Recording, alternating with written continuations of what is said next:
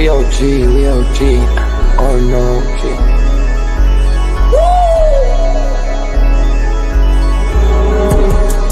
You're not bullish enough, yeah.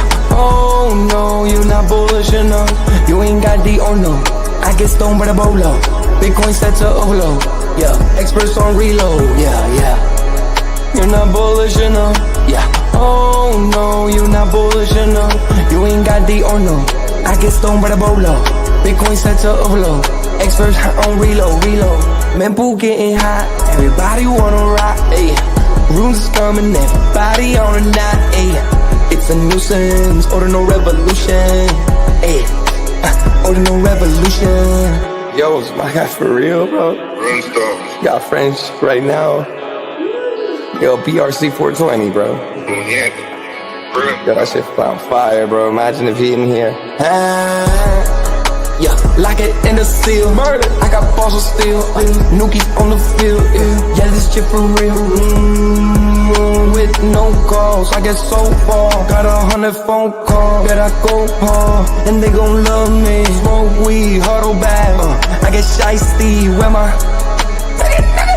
Bitcoin looking lovely. All this Satoshi's nothing above me.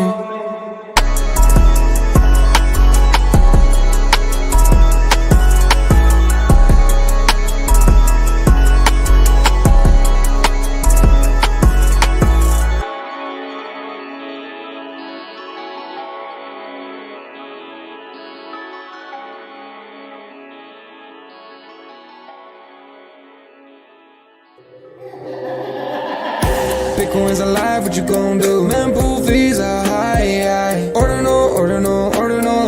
Where does it stop? Nobody knows. It's a revolution, ayy. Bitcoin is the one, no substitution, ayy. With Shizzy and Yagobi, it's Ordinal Revolution.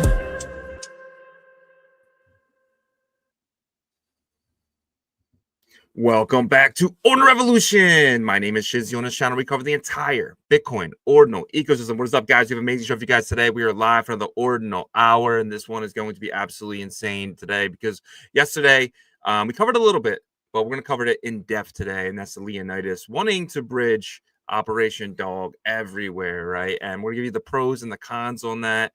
We got a lot of stuff going on today. Trump decided to nuke the markets again. Bitcoin was climbing up to about 98,000 this morning. Now it's sitting at 96,900. I mean, when is this going to get baked in at this point, right? Like, he's putting tariffs on everything. Like, bake it in. It's going to happen. But apparently they're not. And we're kind of getting smacked. But, you know, it's a sideways, right? We're not really dying, right? We're just kind of hanging out here. And will we go lower? Possible. It's definitely possible. We're gonna have the February that we all thought we had. Probably not. Everyone's kind of looking towards that March, middle of March now. So I don't know. At this point, guys, I don't know what to tell you. I just know that, you know, eventually it's going to happen and it's going to catch everyone off guard, and it's probably including us as well. But we're going to be very happy because our bags are packed and we cannot wait for the bull market because it is coming. Just don't know when. But let's get the show started. Bring my partner here as always, Mr. Yagobi. What's up, buddy? What's up? What's up, man? Why do you think people keep letting Trump's tariffs nuke the markets? Like, why isn't this already like baked in? Because it kind of comes out of a little bit out of nowhere, right? Because like you're like, why isn't it baked in? But you know, he's doing them in like phases, it seems like. You know, so today he tackled all of steel, right? So I guess that's good because he handled that industry.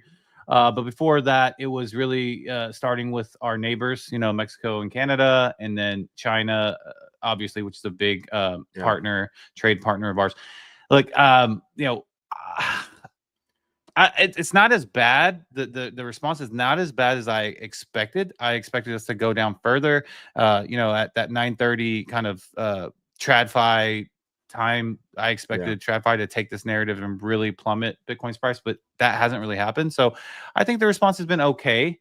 You know, I was listening in a little bit to the first day of, you know, the Fed meeting with Congress, the testimony, and that was pretty good. You know, I felt like that was pretty good as well. So maybe we just kind of, you know, balance a little bit today. Nothing like bullish, but, you know, no huge dump, but we'll see. Yeah, 100%. And today we have Jerome Powell speaking in front of Congress. I wasn't expecting it today. I saw it on the calendar for tomorrow, but it's today and tomorrow, which is, I don't know if that's normal. But I guess he's going to be interviewed by everybody. Today we've seen Elizabeth Warren, we've seen a couple other people as well, and tomorrow we'll probably see other people. So I don't know. How do you think that affects the markets? With we have this tariff going on, and then we have Powell sitting in front of sitting in front of Congress testifying. Does that affect the markets either today or tomorrow? I think if there's some obvious, hawkish tones, then yes. But it seemed like he was pretty dovish. He was positive, right? He did Yeah. say, we're not going to start easing right away. We have a little bit of leeway, and but the economy looks good, jobs look good, the whole situation looks good, and they're gonna start easing with time, right? So if that means like next month or a month and a half, I do think it's going to happen. Sometime in the next 3 months, probably, as long as there's not like a catastrophe or anything like that. So, yeah, 100%. And we do know that I think it's I want to say it's March. Oh, here it is. The March 18th and 19th is the FOMC meeting. Is key. The Fed's balance sheet is still shrinking, which means we're still tightening. What do you think?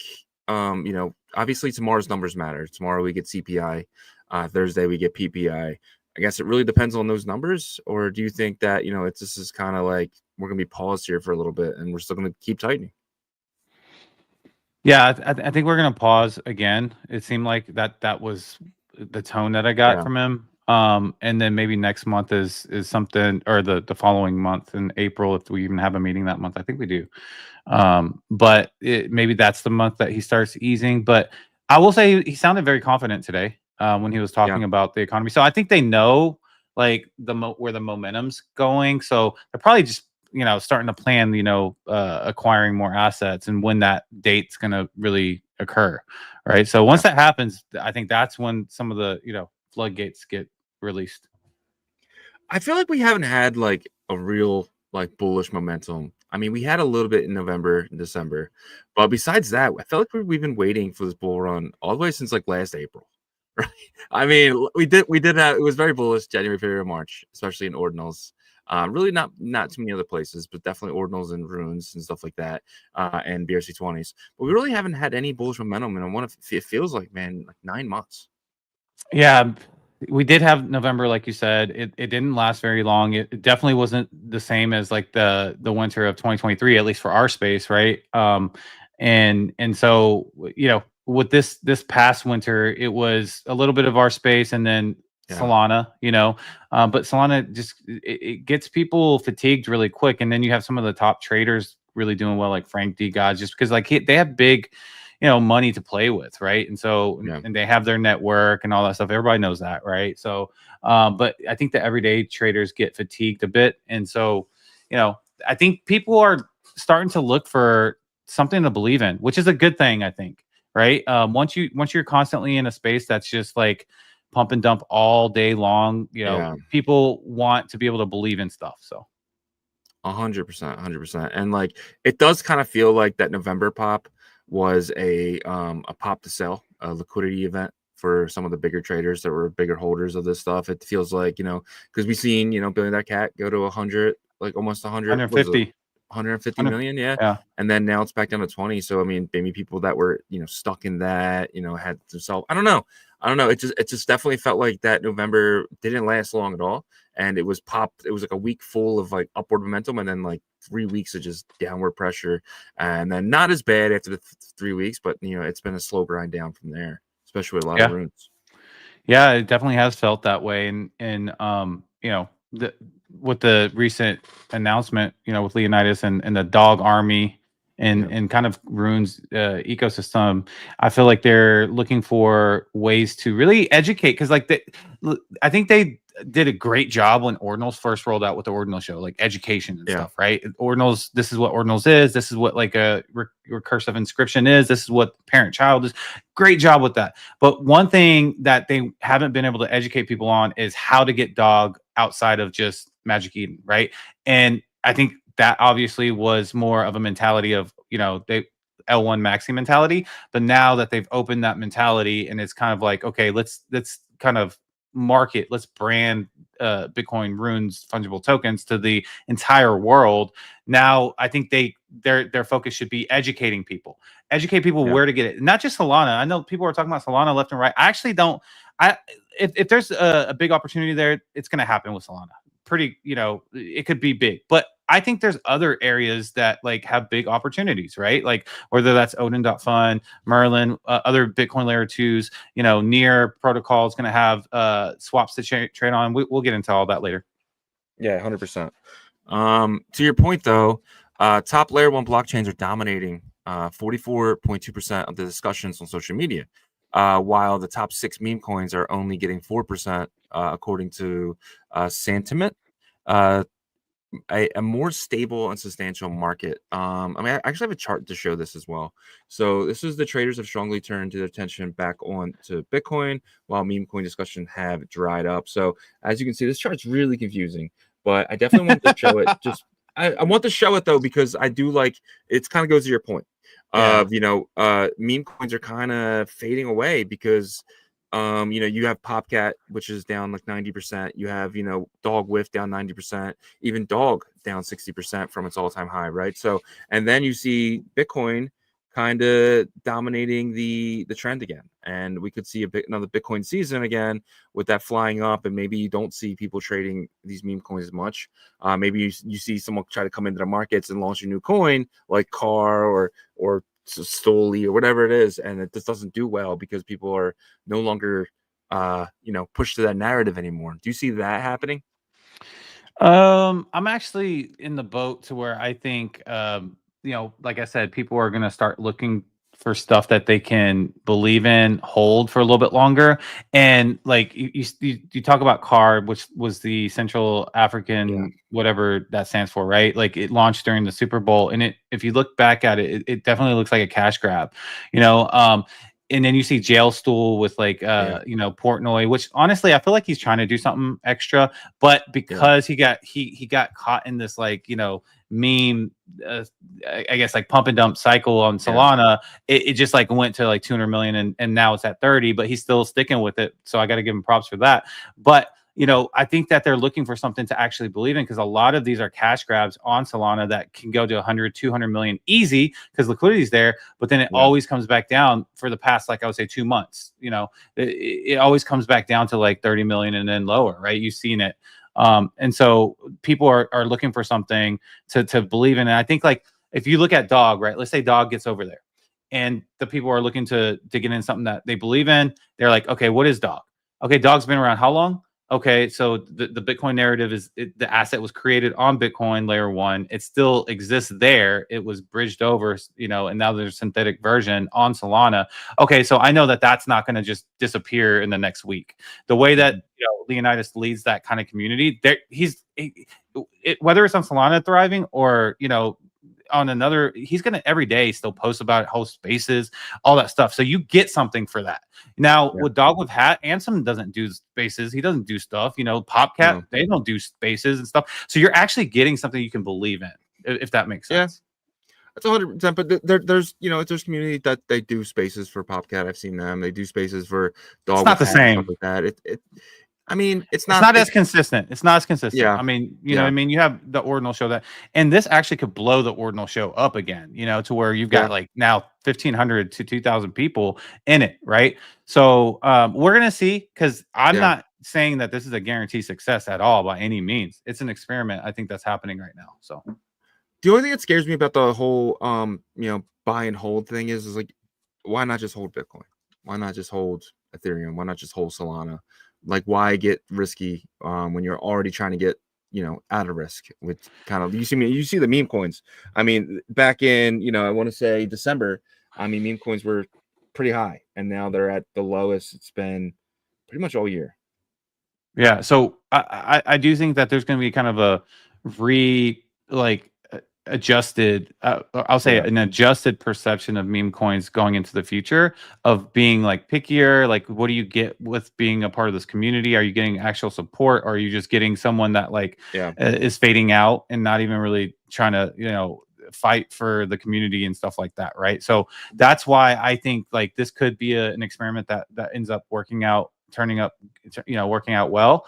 All the communities in the runes, the top 3, they have people that are doing stuff for it, whether it's like, $1 billion cat that has like this IP opportunity that's really cool with the Bitcoin BIs, or pups, that whole community with their ordinal collection, and so those three, like, you're getting something with whenever you enter that community, as opposed to, in my opinion, like Dog with Hat and these other things, like, you're not getting much. You're just getting something that ran on Solana that Ansem launched or was a part of in the beginning, but he doesn't really talk about really much anymore and stuff like that. I don't know. I don't have a ton of experience on Solana with those communities, but I just feel like you're getting more of a quality community with the Bitcoin runes. Yeah, the top I 100% agree. Yeah, for sure.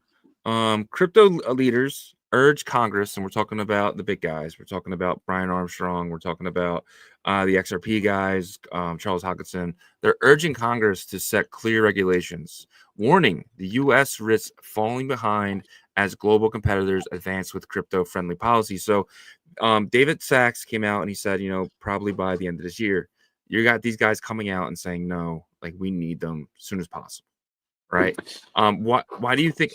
Obviously, we know it's going to be a war, but the U.S. is going to win the crypto battle. Like, we have some of the best minds over here. Right? I'm not saying other places don't, but I'm just saying we have the biggest market in the world, with the biggest investors and the most money. So we're eventually going to win. It might take time to really push out some of the bigger ones, but a lot of them will probably come here anyway, especially for tax breaks. But I guess my point is, why do you think they're pushing for it? Like, we need it now.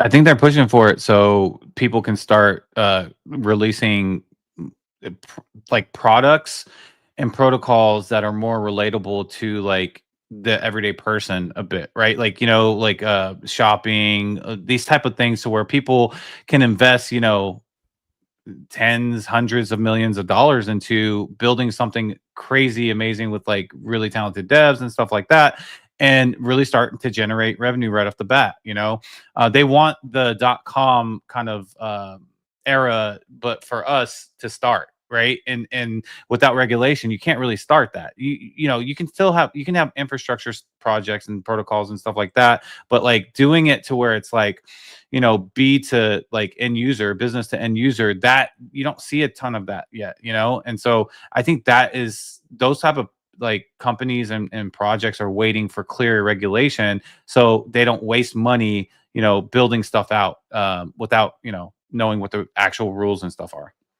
Yeah, 100%. Do you think it would be? I mean, do you think waiting till September would be just way too long? I do think so because, Yeah. I feel like the next 12 months are going to be very vital for this race. I agree. And so, I think having it by May would be really like, really good time turnaround. Now that's 3 months, and I don't know if they're even able to do that, with the committee they have and all that stuff. Yeah. But like, I just feel like May, June, around there, at least mid-year, then you have the next 6 months to really kind of build something heading into the Q4, right? Or 2026 even. But September would be like really kind of late, I feel like, in this year. And maybe you have some front runners that will build anyways, and then say, okay, we think it's going to go this way and stuff like that. And then they kind of have that head start. But yeah, I would love to see something by mid-year, but we'll see what they can deliver on. 100%. I agree 100%. FTX to start $16 billion creditor repayments on the 18th. Today is the 11th, so we're about next week, next Tuesday. So with 6.5 to 7 billion in the first phase of payouts. So let's just say the first phase is, the 18th. The second phase will be the 20th and 22nd, so on and so on. They're all a few days apart. But potentially next week we could see $16 billion coming into the crypto sector. And I say that because a lot of these people, they lost a lot of money because they sold their Solana at $9. Some of them were smart. We know somebody who had $2 million in USDT just sitting in FTX, which probably wasn't the smartest idea anyway. So they're gonna get that back. People had millions of dollars sitting in stablecoins that are now going to receive that with between 25 and 40% interest. So we're going to see a lot of money, whether it goes into the crypto or kind of stays in stables. I don't know, but it's coming back. Yeah, I think the biggest losers are going to be the people that were holding Bitcoin at that time, because they're going to get paid back with a $20,000 Bitcoin value. Unfortunately, right? The people that, like you said, that were either able to really see something bad happening, they couldn't withdraw, and they just sold it into like stable or something like that. Which man, that's pretty quick thinking, right? To do that, and they're gonna be okay. And then in ETH, I think was kind of unfortunate. I guess like being ETH not being aggressive right now is good for those people, right? Because they're getting Same it kind price. of the same price. They didn't really lose much, so so kind of a win for them, man. So it's only the Yeah. Bitcoiners that ended up getting hurt. But at the end of the day, like, why would you hold anything more than probably half a Bitcoin on there? Well, I think the ETH price was like 1,800, so they're still losing, but it's not Is as much. it? I mean, I read somewhere that it was pretty much dead even. no, because Bitcoin was like 16,000 and ETH's low was like 900. It might even hit 800. And if Bitcoin only got back to 20, then ETH was probably like 13 or 14. Gotcha. So Grayscale files for a spot Cardano ADA ETF. The only thing that was surprising about this was the fact that Cardano didn't fly up because of this. Do you think that it's just because there's so many? I mean, we've seen XRP ETFs get pushed. We've seen all these things. Do you think that people are just, kind of waiting for the SEC to kind of pull the curtain back and say, "All right, let's go one by one"? It did fly up relative to everything else in the 24-hour gain percentage. It went up about 14%. Cardano. So yeah. So it's at 80 cents. I think it was hanging out at like maybe 65. I'm Oh, looking at wow. the chart right now. Yeah. Gotcha. And so it, they're number 2 in terms of like total 24-hour gainer behind Helium. But anyways, yeah. So they did jump up, but it wasn't like that huge jump up, which I think would have happened if like Bitcoin was doing well or something, right? Gotcha. Yeah, 100%. So listen to this. So Binance sold 94% of its Bitcoin reserves, 99% of its ETH, and 99% of its SOL in January. Though these were profits, not customer funds. What do you think about Binance getting very liquid in the dollar right now? Yeah, that's interesting. They might be looking, to see what other assets they get into once alt season starts, or they're saying they're bearish on the markets. One of the two, right? So I don't know. I'm hoping it's the first option there that I gave. But so so this is basically it. They sold 94% of the Bitcoin, 99% of the ETH, 16% of the BNB. So they're, I mean, obviously they're not selling their BNB, that's their baby. SOL, even the USDT, they went into full-blown cash, like wow, like not even stable coins. Like, well, so they like did that. buy a little bit USDC, so they bought 57% USDC, so more. Yeah, but yeah, unless they're doing some sort of some sort of like a staking program with USDC, maybe, I don't know. But yeah, I mean the 99.9% of ETH sell down to me is bearish. Sold 99%. That looks nasty. And it's also kind of interesting, them going out of USDT and then going into USDC. I know that like centralized exchanges have had this kind of narrative of coming out of Tether and going into USDC, but like it makes me wonder, like, is Tether okay? And we just saw 2 weeks ago or a week ago that they're going to be expanding to the Lightning Network. They have a stable coin over there, so it's like I feel like we all know that Tether is doing okay and probably thriving, but like, what is the centralized exchanges telling us that like they're all getting out of USDT? I know the European regulation was basically saying that Tether didn't comply to regulations, though I think the centralized exchanges that operate over there have to do that. So maybe that's that move. Yeah, the only other thing that I thought they could be doing is preparing for an acquisition. They're about to buy something. Yeah, but whether that's, why would you not use I mean? Tether? No. I'm not talking about. I mean, they're about to buy like a company. Gotcha. Like, you were bank account style company. You know what I mean? Like, so they're getting into the cash is what you're saying. Okay. Yeah, that's what they did here. I think they want that's. I mean, that's the only reason why you would sell 99% of your Tether. Again, this isn't what. But pick up 50%. But pick up 50% of USDC. They really didn't have too much, though. That's the thing. So they had it looks like they had 1.2 billion, and so they're up $600 million. So it's not like, you know, selling that much Bitcoin is way more, you know what I mean? So it's like, so yeah, so you picked up the USDC to keep on the exchanges probably, and yeah, so I don't know, but I think by selling all this, I think they're about to have an acquisition. I think they're about to buy something. I have no, I don't know what, or but what if they just came out and they bought Kraken? What if they just came out and they were just like, or something like that? You know what I mean? Like something Yeah. huge, something massive. Maybe they buy like an American company. I mean, right now would be the time to make a move like that Yeah. because the SEC is not going to try to come in and like meddle with that because they don't want to be in the news as a negative Yep. thing with crypto right now. So I mean, you could be right. You know, they could be trying to acquire another centralized exchange. I don't think Kraken would sell because Kraken's been waiting for this moment Yeah. forever, right? They've been dealing with the SEC like as a thorn in their side. And so, but I mean, it could be another large, Eastern centralized exchange like, Bybit or, Yeah. one of those. What if it's a Web 2 company they're preparing to Could buy? be a Web 2 You know? company that they're going to integrate, crypto rails with or something. Yeah, Yeah. could happen. I don't know. I don't know what it is, but it was definitely something that got me thinking. And then, and then the same day that happens, Hong Kong officially recognizes Bitcoin and Ethereum as part of its investment visa program. So now they're basically saying, if you have Bitcoin, then you can get more loans. You have Ethereum now that you can get bigger loans because they see your asset portfolio. Before it was only stocks, bonds, and real estate, but they've officially added Bitcoin and Ethereum into that as well. Yeah, that's bullish news. So yeah, man. All right. The Bitcoin hash ribbon indicator, historically one of the best performing BTC signals, has just flashed a buy signal. So the hash rate again has passed price for the first time in a little bit. It's been kind of just hanging out with the price because the price has been going up, but it is officially kind of past it. And I had a chart, but I lost it. But the chart really didn't show much. It just showed Bitcoin's price kind of slagging down and the hash rate ripping past it. But yeah, I mean, every single time hash rate has passed price usually follows. And do you think we get something like that very soon?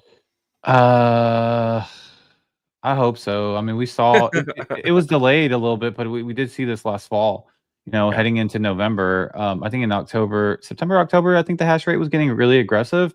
And then November, the price caught up and just kind of exploded the first time and then re-exploded in December. Yeah. So, I mean, if it's going parabolic right now, then maybe we see in March, late March or something like that, like another thrust up for Bitcoin. Because, we're kind of in this consolidation sideways for a lot of January and in the beginning of February. And so maybe we finish the month out kind of doing this. And then March, we get like another level up. We'll see. Yeah, 100%. The last thing here is Uniswap, Ethereum layer 2, Unichain is now live on mainnet. So, dude, we had we had Abstract, we had Odin in our ecosystem, right? And then we had Barachain, and then Sonium launched this month as well, or maybe January. And then now we have Uniswap chain. These are all L2s. I mean, Odin is L2 of Bitcoin a little bit, kind of, some more of a side chain. But it's just crazy how we're just getting this mass inflow right now. It kind of gets me bullish because I don't think any of these big chains, especially Uniswap, Barachain, and Abstract, would launch in terrible environments. I think they're all gearing up for something here. Yeah, and also Ondo announced that they're going to have their own Yeah. chain, and then I think Story Protocol is going to do something too, right? Aren't they a chain as well? Yeah, I don't think they haven't launched yet, but yeah, I think they're coming. Yeah, they're coming up because I know there's like an airdrop with that as well. So yeah, I mean, these chains are launching, consecutively, like back to back. So that could be an indicator, or this was pre-planned, and once you have like a blockchain that's set to launch, you can't really, if it's like a project, a single protocol on a chain, you can kind of delay that. But like blockchains, I think it's hard to, right? So I think that they expected the markets to probably be a little bit better. Yeah, 100%. Yeah, I mean, yeah, you're right. It could have been something they said, oh yeah, we're going to launch in February. We think it's going to be very bullish times. And then you get to that date and it's just not. So I don't know. Yeah, man. But let's get into that Bitcoin fear and greed here. Last Tuesday, dude, we were swinging for the fences. We were so happy. We were sitting at 72. Oh And my yesterday gosh. we were at a 43, and today we're a little bit better than yesterday. More points than you would think, but a little bit better than yesterday. 51. Pretty close. We're at 47. Okay. Okay. So yeah, but right there. But still in the yellow here. It's been all week. We've been here. We've been between 40 and 47 all week. Yeah. Well, I think that's okay. You know, to stay in Yeah. that yellow for, you know, the longer that we're in there, the more I think that, like, you know, the pent up demand will be to get out of there. So let's see how long we stay in the yellow for. 100%, man, 100%. But let's get into that Bitcoin price action brought to you guys by BitPerp. BitPerp is going to be a leading leverage trading platform in the entire Bitcoin ecosystem. These guys are going to be the hugest, one of the biggest players because they're going to allow you to trade leverage with your favorite assets. I mean, we're talking Ordi, we're talking Sats, we're talking Dog, we're talking many, many more, right? Everyone's talking about bridging Dog to other chains, but you know, you can do that on a Bitcoin L2. With leverage, right? Let's just say you have $1,000, but you want to, you know, you're very bullish on the next couple months. You can take leverage on that dog, and you can do everything through BitPerp. Pretty much anything that you're going to be able to do eventually on these other places. Think bigger than just a leverage platform, because that's what I'm thinking. I think these guys are going to be absolutely massive. They are going to be launching very soon on the Spider chain, so definitely looking forward to that. And that'll be testnet. And then their mainnet launch will be on potentially Hemi. We're kind of looking into that as well. They're kind of making sure that they're in the right position to succeed. But they did tell us that they're going to be trying to enrich their community. So by you guys using the testnet, but you guys really kind of pushing to be number 1, number 2, number 3 in this this testing of the Spider chain and stuff like that. You guys will be you'll get something from that for sure. Whether it's points or something, but you'll definitely get something. Yep. And before we get into the Bitcoin price action, if you guys could help us out on the YouTube side, smash that like for us and subscribe to the channel and turn your notifications on so you know when we go live. On the X side, hit that like for us as well. And please share the space so we can educate as many people as possible, and share the stream on the abstract side as well if you're watching. But thank you guys so much for helping us out. Let's jump into some Bitcoin price action. So yesterday, Bitcoin didn't really pull back like I thought it would. It kind of just hung around that 96, high 96,000, low 97,000, and eventually kind of got to that higher 97,000 to end the day, and eventually got to 98 this morning. But we are seeing kind of this pullback today, right? So maybe today is kind of more of that aggressive pullback. Right now we are at 96.5, but I will say Bitcoin has fared pretty well with, you know, the tariff news this morning. You know, you know, 2 weekends ago, whenever the tariffs hit over the weekend, it really took a big hit. And so I'm actually pretty surprised to see where we are right now after that news about the 25% to, you know, steel imports. But we're sitting at 96.5 here, right? You can see here, let me pull in some data that's more localized. See, this is going to be really localized. So we're going from late last night. We're talking at 11 p.m. But you can see the level that we're at right now is, yeah. So this is not looking that great. You can see we don't really have any support below where we are right now, right? So this is the data from 11 p.m. Central last night. So this could go down further here, guys. You know, the MACD, and this is the hour chart. So this is going to give us kind of an 8-hour forecast. The MACD kind of looks weak, or like sell off is basically what it's showing, and the stochastics as well. So, you know, probably further down is what I'm thinking. You know, 95.5. I still think that, like, we end up, you know, not like dumping super hard. I'll say that just because of the reaction from the news this morning. But I think that we do probably dip back into the 95,000s. I could be completely wrong. I'm just going off these simple kind of leading indicators, but it just doesn't look great right here, right? And you can see, like, here, there's not even, you know, it's not showing anything below this, right? So if we end up going into like 90, 96, 100, we could kind of free fall here a little bit, which is a little bit scary. You know, because we're seeing tons of resistance right here at this level that we're trying to get through.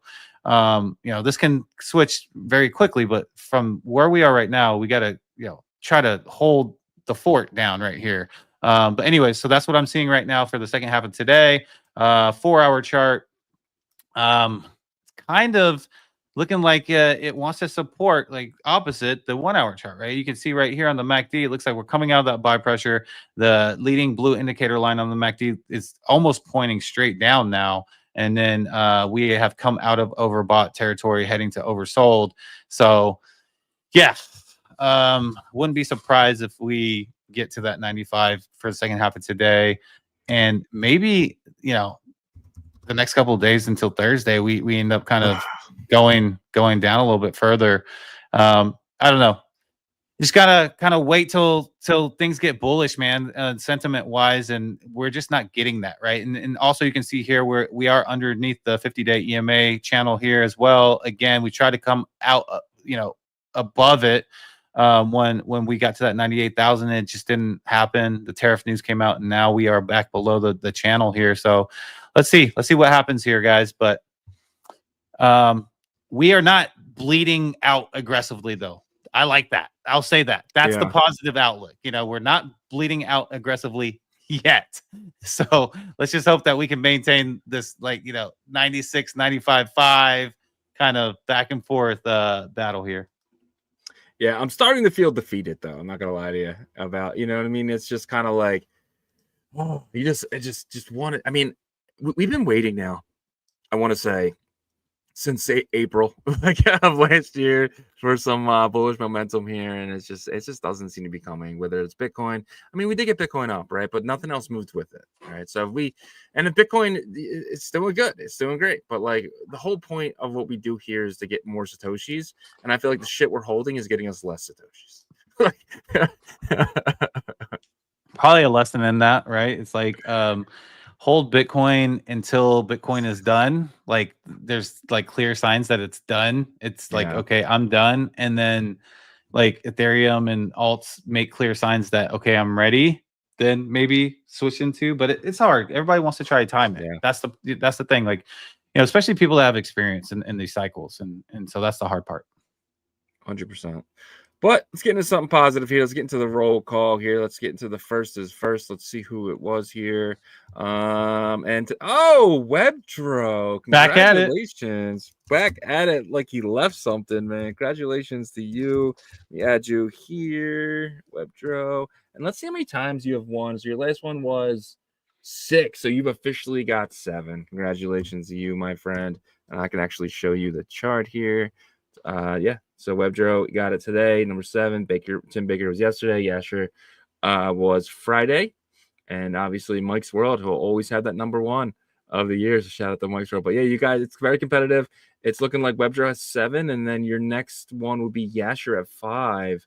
I think that's it. And I think Danny Boy has 3. So yeah, Webdro. I mean, it was him that was just killing it last year, right? He was like knocking it out all year.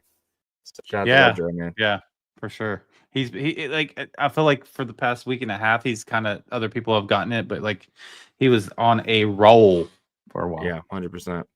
Webdro said, "Who will be the number 1 Bitcoin asset abstraction layer?" Good question. What do you think? I mean, I think Cardano could be a runner for this.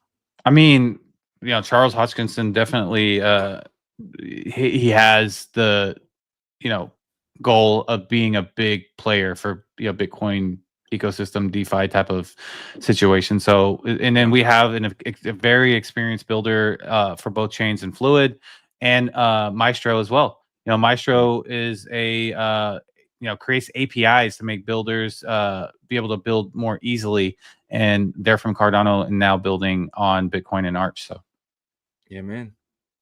Danny says 2. Damn it. It's all right, buddy. You get it. It's a good game, Webdro. Webdro says Danny Boy, D-Block, so close. You guys are awesome. And then Danny says, "Hi, no, I was just checking a minute ago." And then he goes, "You won bet BTC yet? I'm about to get wrecked on Bitcoin versus gold milestone. I'm actually gonna win that bet. Thank you, Webdro." And then Danny Boy says, "Oh no, I made an account but haven't bet anything yet." Nighthawk joined the party. He says GM and to the campers for versus. Shout out to Nighthawk. And then we have Webdro says each bet market page shows top holders for each option. Interesting. That is interesting. ASAP Benji says, "Webdro, do you sleep on YouTube or what?" I love conversation. Then PJNZ says, Runes rising. I must be under a rock. Haven't noticed. I don't think they're rising, man. I think they're actually lower than they were last week. Tim Baker is here. Mr. Hanky is here. The Christmas Poo. He loves me and I love you. And then, yeah, gotta love my boy Tim Baker. Yasher in here says, great day. Thank you so much for being here today, Yasher. You are the man. And Nagi is here. Choda. I feel like it's been a while since I said your name. Thank you so much for being here today. LFG, best crypto show ever. Thank you, Choda. Chief Axel is here as always. I love Chief Axel. Mice Elf with the best comments and best questions. My guy, you guys, intro audio is much louder than your mics. I don't know what he means by that. The song that the music, mics? the audio. I actually turned my audio up, so hopefully that helped. But yeah, is my mic on the low side? Let me know. I can definitely turn it up. I don't have a problem when I listen back, but maybe some other people do. Patty Poo is here. Says sup. Kenta says hello, Shizzy, Yagobi, and Cypher Genesis. Yeah, shout out to Cypher Genesis, man. Patoshi seems to be building something special over there. Steamy J is here. Kai Effect is here. Myself says Diamond Hand believers will be victorious. I hope you're right, my friend. I believe that. Rick G says, long live Ordinal Revolution. Let's go. Long live Rick G. Cheaty is here. No is here with his Nuki. Super fan. The guy, man. Love Super fan. I don't think I gave enough love to Cheaty. Cheaty is absolutely amazing. Thank you, Cheaty, for always being here. I didn't want to leave without giving you more love than that. And then my guy, Kai Effect, yesterday with a $20. We didn't get a chance to see it until we were offline, man, but I appreciate that. I wanted to hit you with that. Make sure that you know that we are very grateful for your donations, man. It means a lot. It definitely helps the show, but shout out to you. And we have a fan here. James C says, Jacob. So shout out to Jacob Brown. Jacob Brown. Yeah, we need to get him on the show. Has he ever been in here? Like, I thought he's been in the chat before. Who? James C? Oh, no, Jacob Brown. I think he has. But yeah, I think he's related to. Yeah, he has his own channel and stuff. He's part of the Bitcoin Frontier Fund. So okay, yeah. All right, let's get into today's show. The title is called "Calls from Valhalla: The Rise of Runes," and this all started yesterday. Well, it really started Sunday with Leonidas came out and he said, "I have big news." Everyone immediately thought that it was a Binance listing. That's kind of what everyone was thinking. But it was just an initiative that he had and basically came out and said that he wants a button on every single chain that you can buy runes on, right? He said Ethereum, Solana, Arbitrum, Base, everywhere. And it was, felt with some greetings. Dog actually dropped 13% on that news because everyone was really excited Sunday buying, but then kind of sitting flat today. But let's get your initial opinion on this, and then we'll kind of dig deeper into the pros and cons. Yeah. So, look, let's be honest with ourselves.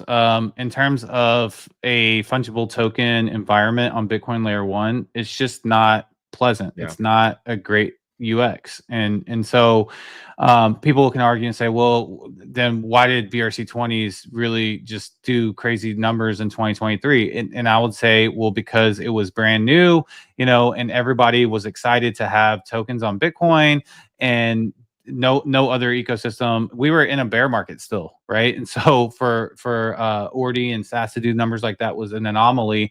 But yes, so during those times where there's not really any other options, it can do well because just of the Bitcoin fungible narrative itself.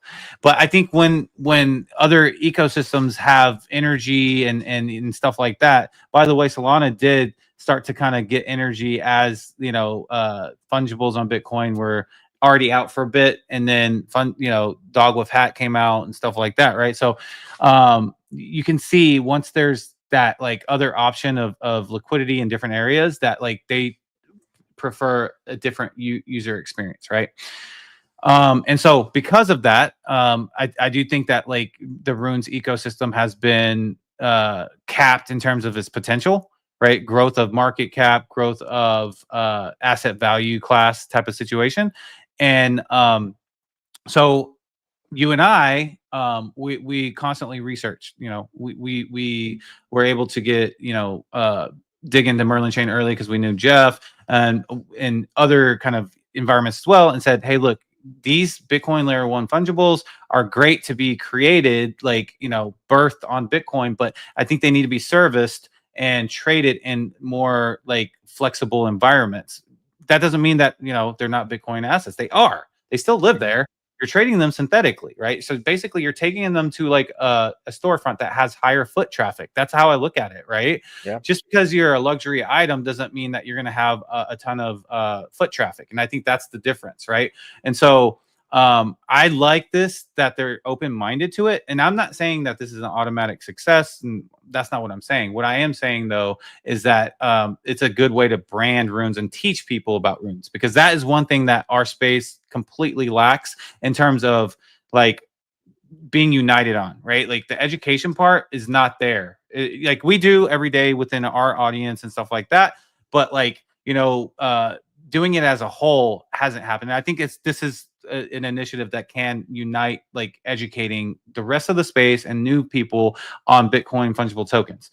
So that's why I like it. And you can put them in different environments that has high foot traffic, and theoretically, like, or like I'm using that as an example, right? Just high volume. Yeah, right. And so we're gonna see what happens, because this is not just okay, we're gonna put them on Solana because Solana has the most liquidity. No, I think that's a mistake if that's what they're looking to do. I think you put them on Solana, and some people can say, I want to believe in something and buy it. If that helps, then that's great.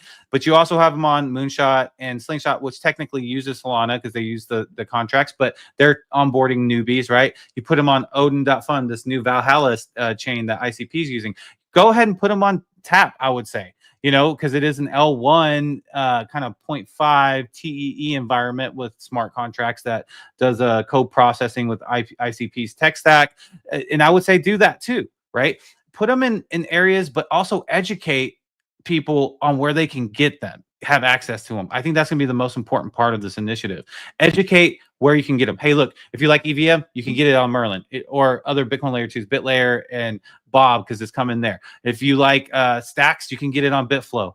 If you like, something that's going to make you feel more Bitcoin native, you can get it on Arch, which is coming very soon. It's kind of like this 1.5 hybrid, or you can get it on Tap right now, Tap protocol and stuff like that, right? So you got to educate everybody. And that's the part that we've been lacking on. But now that kind of people are getting on the same page, I think there's this opportunity to educate. You keep saying educate, but like what is there to educate with runes, right? It's to educate where you can get it. Like, this is where you can get it. This is it's a Bitcoin fungible token standard. But this is where if you're more comfortable with this is where you can get it. If you're more comfortable with that, this is where you can get that. This, you know what I mean? So that kind of concept of education. Obviously, you don't have to educate, like they don't care.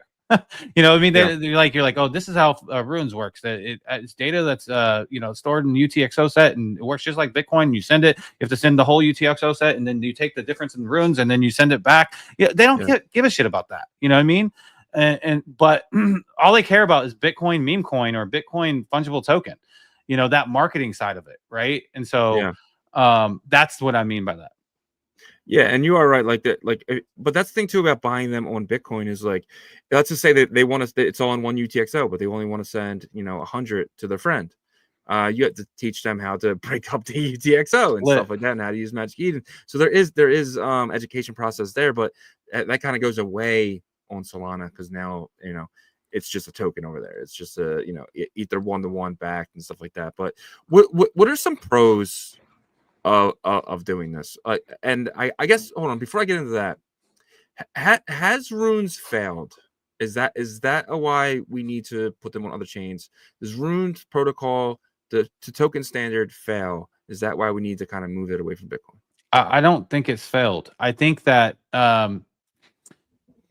trying to create and mimic an AMM environment that is very UX friendly on Bitcoin layer 1 has failed. It's failed because you can't do it. You know what I mean? And so there's this weird like hill that people are trying to die on, these L1 maxis, of saying, no, we can do it. We can do it. No, you can't. Like, if you could, we'd have it right now. right? So even like Tap has to utilize another layers or chains tech stack to be able to, you know, co-process smart contracts, right? And so my point is that like maybe Bitcoin wasn't created to have AMMs on layer one, but created to you know, if you want to create valuable digital assets on layer one, you can do that and then service them everywhere else. You know, because like if you start building up these environments, you know, that can build up big volume, and then you're sending in you know, there's a way to kind of make them have this zero knowledge type of tech stack, and you can send roll up transactions and send it like Arch is going to do. Then you're utilizing Bitcoin as the finality layer, right? And so you can still use it for security for those transactions. And you can eventually, what will happen is something that's kind of happening with Ethereum a bit, like to where there's all these layer twos that are getting built for Ethereum, and they're sending their transactions over there. And if it gets, you know, super, super crazy to a point, then that's going to help Ethereum, right? Like at the end of the day, because they have fees, right? So I think that is what could be the goal for this new approach is, you know, eventually when Bitcoin does a soft fork, if that happens with OpCat or OpCTV, where there's, you know, computation on chain, like that is on chain, or BitVM comes out and people accept that, you know, part of it's on chain, part of it's the computation's not on chain, but it's, you know, very I guess like indexable. That's not even a word probably, but you get what I'm saying, right? To where they can utilize BitVM as like this kind of bridge layer to, you know, roll up transactions over there as well. But if you do that and you do that in abundance, and eventually like you have the Cardanos, the Nears, the you know, different layers, the Arch networks, the Merlins, other Bitcoin layer twos, all trying to roll up a bunch of transactions to send to get finalized on Bitcoin. I mean, it's going to get a ton of transactions eventually, right? I don't know. Yeah. What do you think? Yeah, I'll start off with saying this ordinal ecosystem that we're in was created for you know, JPEGs, right? For digital art on Bitcoin, on a better version of NFTs. And then Domo came along and he created BRC20s, which was absolutely amazing, except it had some flaws with transfer inscriptions and stuff like that. And the biggest problem was it was ruining Casey's pretty art library with JSON, right? It was just a bunch of JSON, ugly files, and BRC20s ruled the world. Like it ruled the world of Bitcoin at the time. Every, you know, 90% of the transactions going through the Ord indexer were JSON, and they were BRC20s. And Casey didn't like that, so Casey put out Runes, which was meme coins on Bitcoin. And to me, in my opinion, it failed because of the fact that you know, you excluded a lot of people who were, you know, you didn't push the narrative the way I think he should have. With you know, he pushed it like screw BRC20s, I hate them, and Leonidas even came out and said he hated them. He didn't help the people that were already here. He didn't make a better version of BRC20s, in my opinion. It's the same. And to me, in my opinion, Runes as they are right now, they failed. But to your point, bridging them to other places will give them that exclusiveness, that they are a Bitcoin layer one asset. These were born on Bitcoin, kind of gives them that prestigeness, as you can say. And if they don't leave the chain, they're just going to be looked at as another token standard that potentially failed, especially when we get Arch's token standard or the Ordinals or who knows what comes next. Yeah. So yes. So to kind of, I guess, you know, piggyback on that point a little bit, people could say that Tether failed on Bitcoin, right? Because it was birthed on the Omni layer on Bitcoin. It started here, and it realized pretty quickly that, like, from my understanding, that they didn't have a purpose on Bitcoin because the maxi community and the core developers were like, we don't want to really put, you know, tokens on Bitcoin layer one. We're talking about early days, right? Like colored coin days, all those days, right? And so they had to leave the chain a bit to kind of figure out what they were going to do. And USDT. You didn't have I'm just saying. off. I'm just saying that they started on Bitcoin. and so Ethereum started on Bitcoin. Color, like, you know what I mean? All the ideas wait, hold of on. Ethereum. No, it Vitalik is an actual digital asset though on Bitcoin that was but created. you didn't have to bridge it off. Well, I don't know about that, and I don't think you know about that. But my point that I'm trying to you didn't have say, to bridge it off. my point that my point that I'm saying is that, like, Yeah. from a standpoint of creation of a digital asset on Bitcoin, Tether could be looked at in the same way. If creation, hold on, let me finish my thought, bro. Let me finish my thought. Let me finish. Here. It wasn't created on Bitcoin. Ethereum wasn't created on The Bitcoin. was just like the idea of a stablecoin was built here. It's the idea, bro. I'm talking about an actual digital asset that lives on the chain. Color coins were the same thing as what Oh Ethereum my was trying to build. Hold up, bro. I'm telling. Okay, let me finish. You can't use this example. Let me finish my thought. Let me finish my right, thought here. Let me finish my thought. Damn. So if they just gave up, if Tether just gave up and said, like, okay, we're not going to have very much like use case here or whatever, then I think that, like, we wouldn't have, USDT and being as big as it is and Tether as a company, right? And so my point that I'm making is it doesn't mean that runes or BRC20s are, failed. I think what it means is that, like, for on-chain, like, ability to have what people want failed. That's what I think for Bitcoin, in terms of their relation to, the on-chain economy of Bitcoin. That's where I think fungibles on Bitcoin, if you want to say failed, that's where it was. That's my opinion. To make your point correct, you would have to say meme coins started on Bitcoin and then meme coins left for somewhere else. Like, you could say that example where meme coins started on Ethereum and they left Ethereum to build on Solana. Like, yes, that would be correct. But runes are just a token standard. That wouldn't be correct. Yes, it is. What do you mean? Thing. Like, so there's still meme coins on Ethereum. But to your point with Tether, Tether's still on Bitcoin. It's on it's back. It never. No, left. it just came back, right? It just came back, and maybe room. So they did a full circle, right?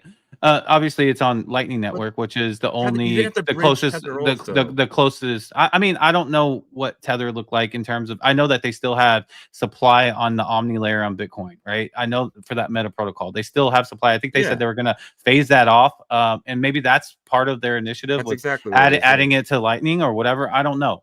But my point that I'm making is that, like, they survived that whole situation of creating it there. The chain that created. They didn't survive. They left the chain and create somewhere else.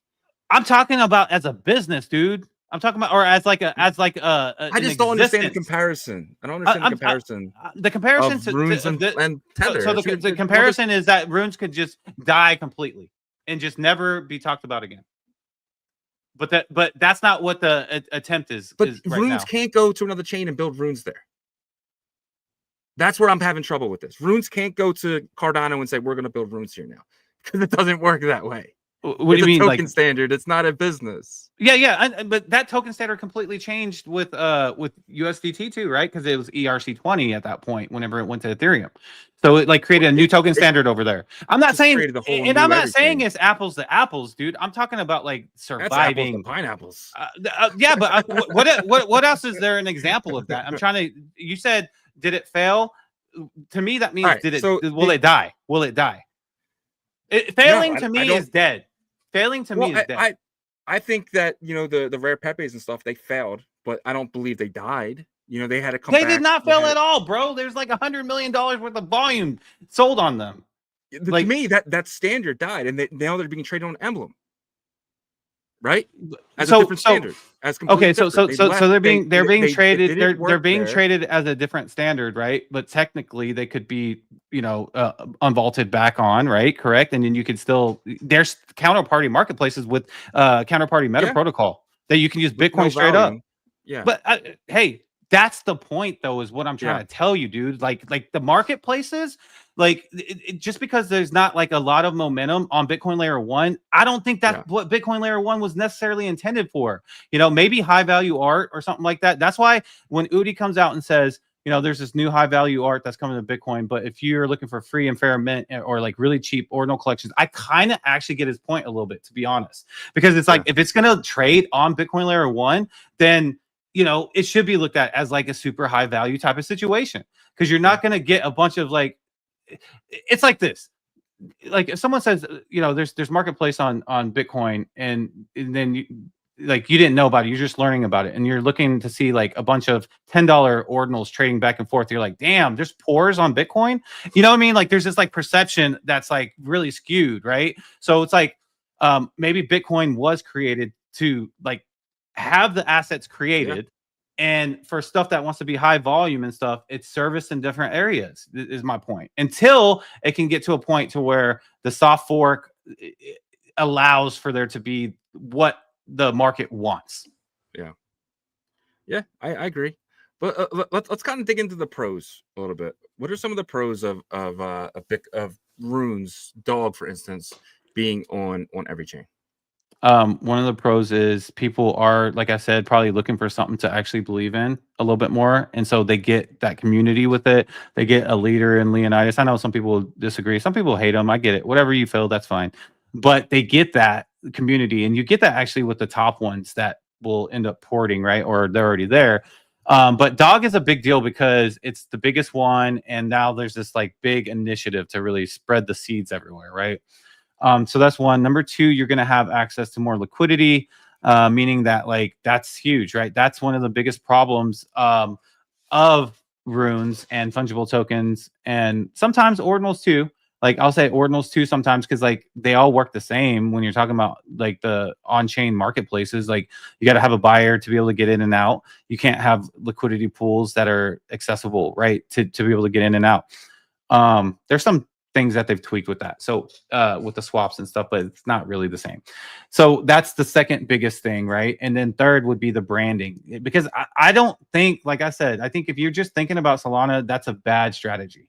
That's a horrible strategy because, in my opinion, you need to like really brand the hell out of Bitcoin Runes tokens everywhere that you can, especially if some of these big branded blockchains already, like Cardano. Near's not as branded, but Cardano, some of these EVM chains or whatever, it'll help with that. So those are the three positives that I came up with. Yeah, there's a couple more that I see as well. I definitely see all three of yours. They're huge points. But I guess the biggest thing to me is that some of these exchanges who don't want to go through the process of adding the rune indexer, making sure the runes are correct, don't really understand how runes are working and don't want to understand it.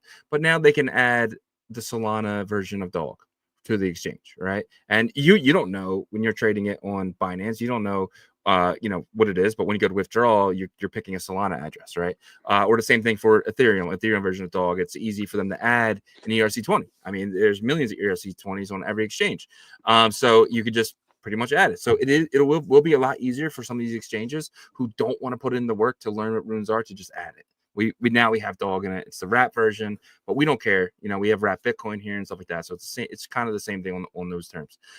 So as long as they can trust the people that are in charge, then you can list these tokens on exchanges pretty easily and pretty quickly as well. So because they're ERC20s.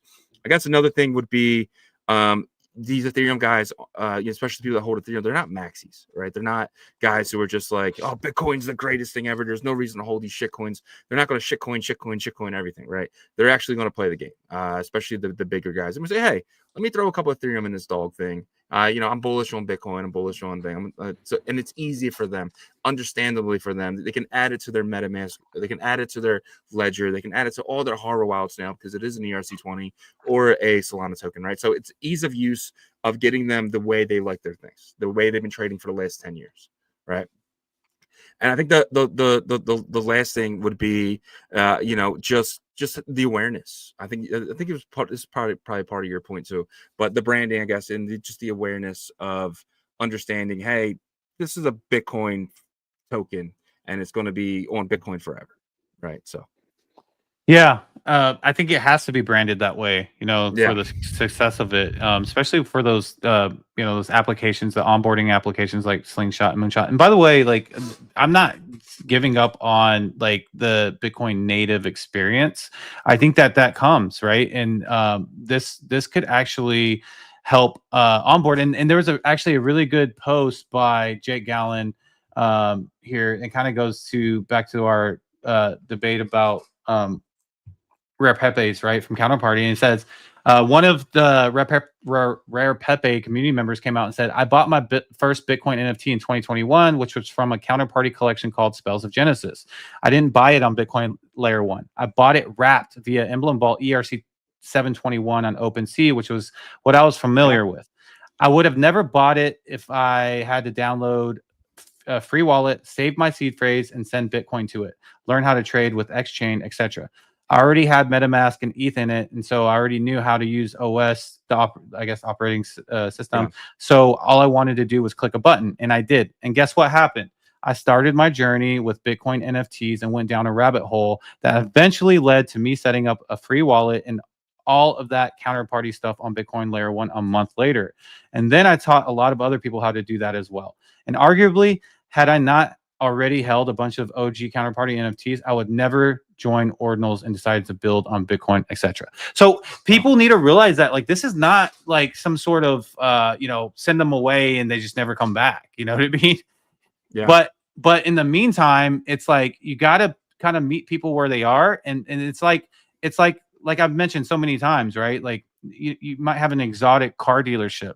In that exotic car dealership, you could have Ferraris, you could have McLarens, you could have all these different like exotic cars, right? That are top of the line, top tier, luxury sports cars or luxury cars in general, Bentleys, all that stuff. You get my example. Yeah.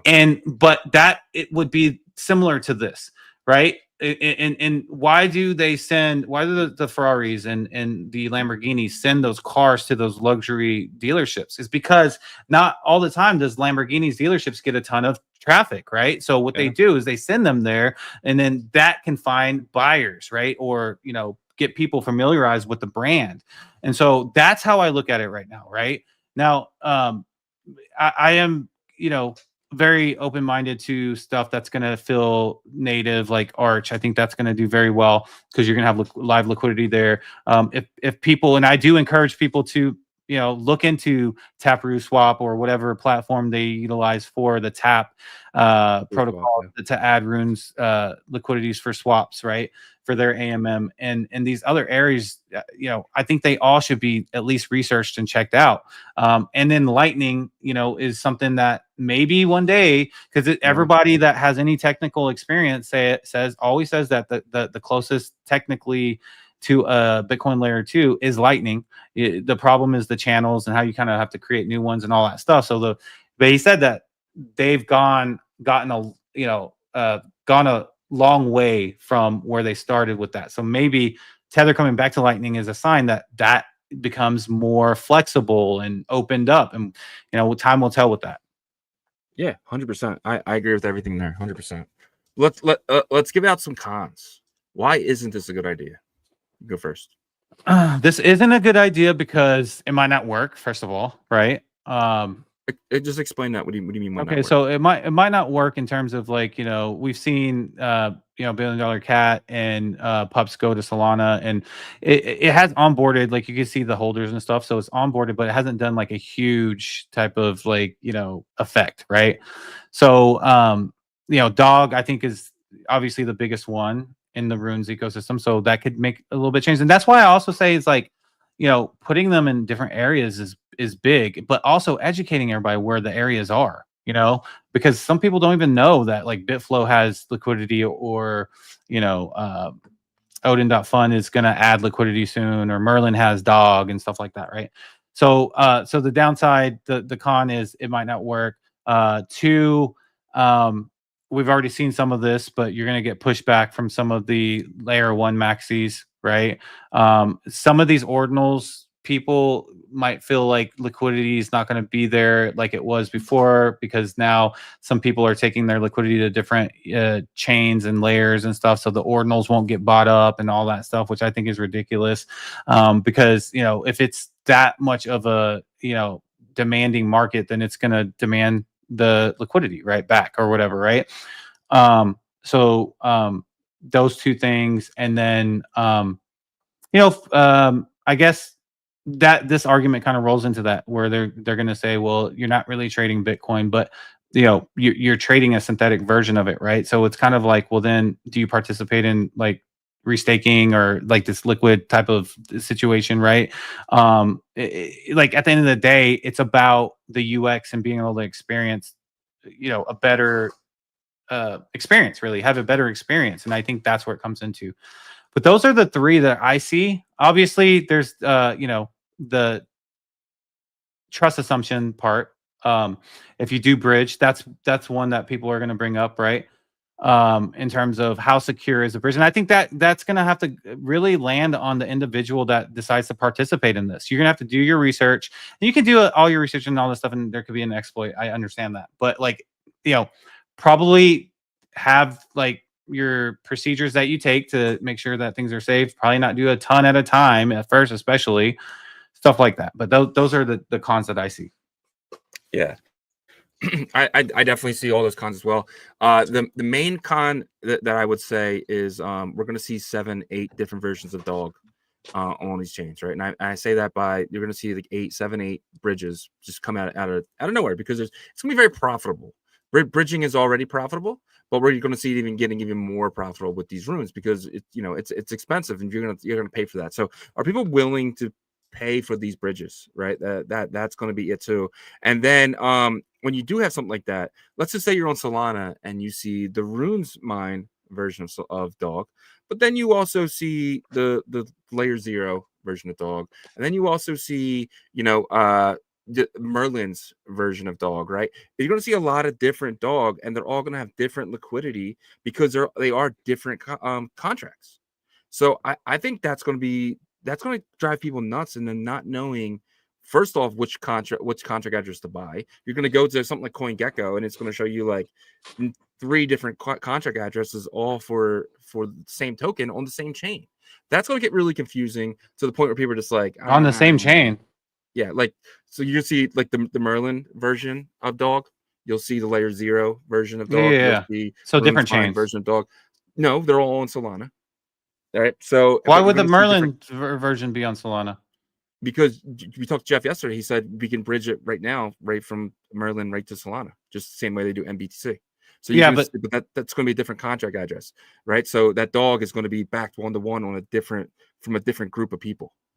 Gotcha. So that's what I'm trying to say is don't just say Solana, because like it's on Merlin as well. So that's like, you know what I mean? Yeah, like they're on different they're different chains. But you're bridging it from Merlin to Solana, so now it's on Solana. So now you have dog. So what about if you bridge it from Solana to Merlin? I'm just saying situationally. I'm not saying that that's going to happen often. I'm just saying from a technical. Fine.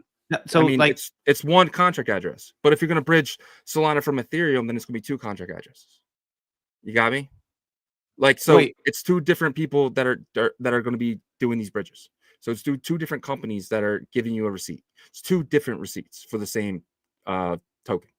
You got me? Yeah. So Solana has their individual contract address, and then Rune Mine has their own individual contract address.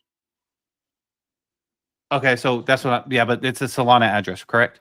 It's a contract address, but it's going to be different than the one that, let's just say, Layer 0 brings, because they're back in this one. Basically what you're saying is multiple bridges sending to the same chain. Same chain, but they're all going to have different contract address for the same token. So Dog's going to have a Merlin contract address because this is backed by Jeff's team. You're going to have the Rune Mine have a different contract address of Dog because this is backed by their team. You're going to have Layer 0 having a different Merlin, a different Solana address because it's backed by that team. So 3 different versions of Dog. Yeah, but I think that's just the bridge address, and I don't think that's going to be on like CoinGecko because from what they when I talked to Jeff, it's a contract address. But I mean like that's not going to.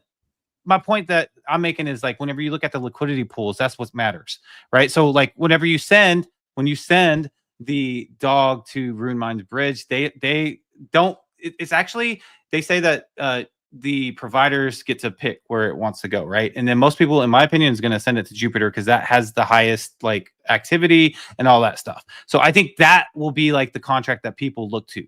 For example, right now there's a contract for there's a contract for pups on Jupiter. There's a contract for pups on I forgot the other swap that starts with an M. That's the same contract. Hold on. So I mean,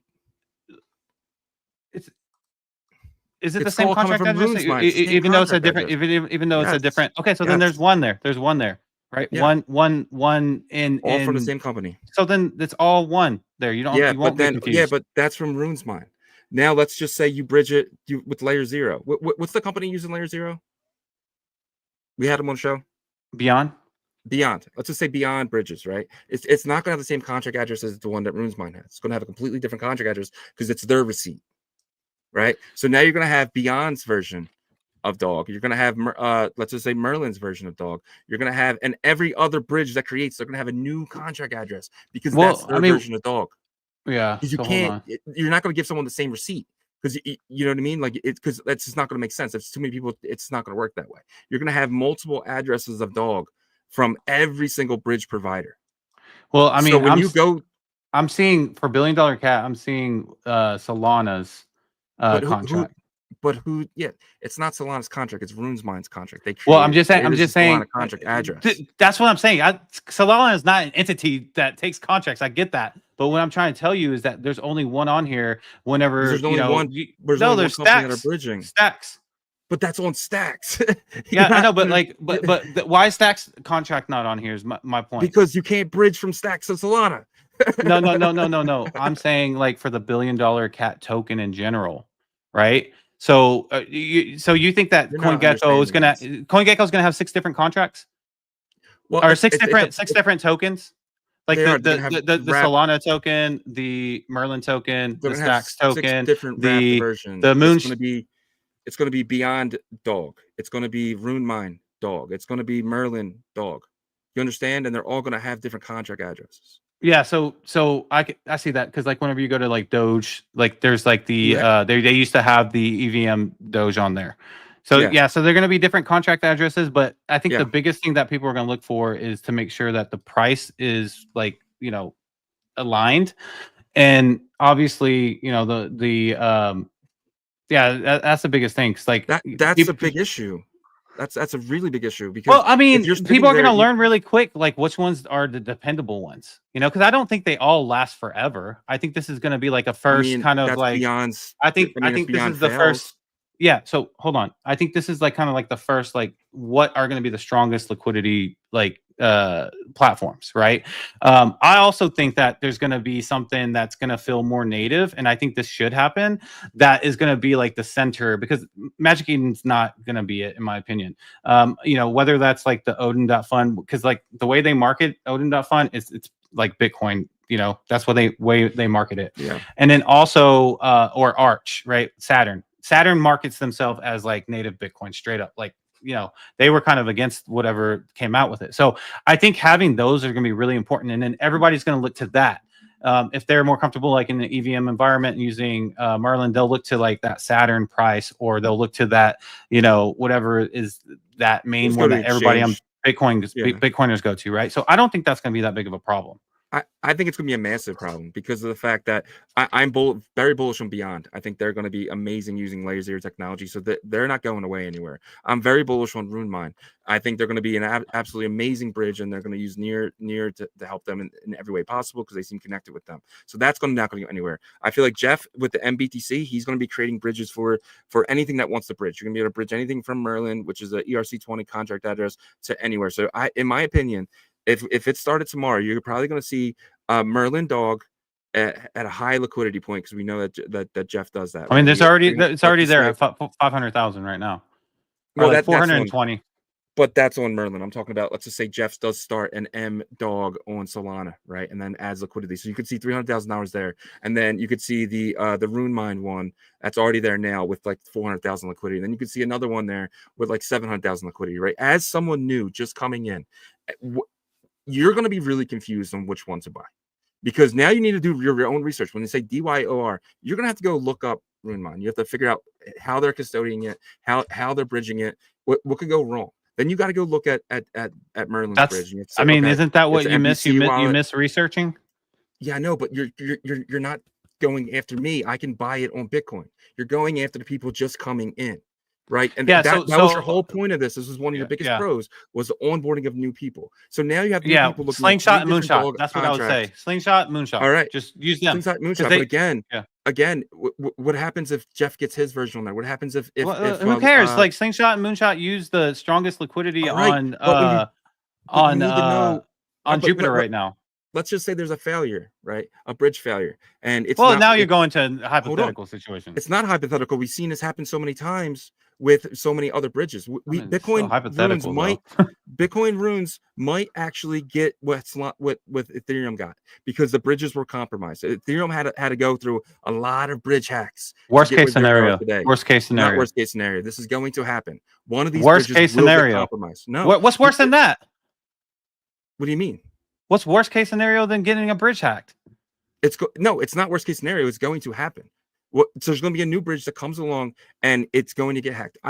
It's 1,000,000% going to happen. I'll bet my goddamn life savings on it that one of the 7-8 bridges that are created, it might not be the top tier ones, right? But it's enough for these people to go, oh wow, was that my bridge? And have no idea if it was or not. Yeah, so that's why that's the education part, in my opinion.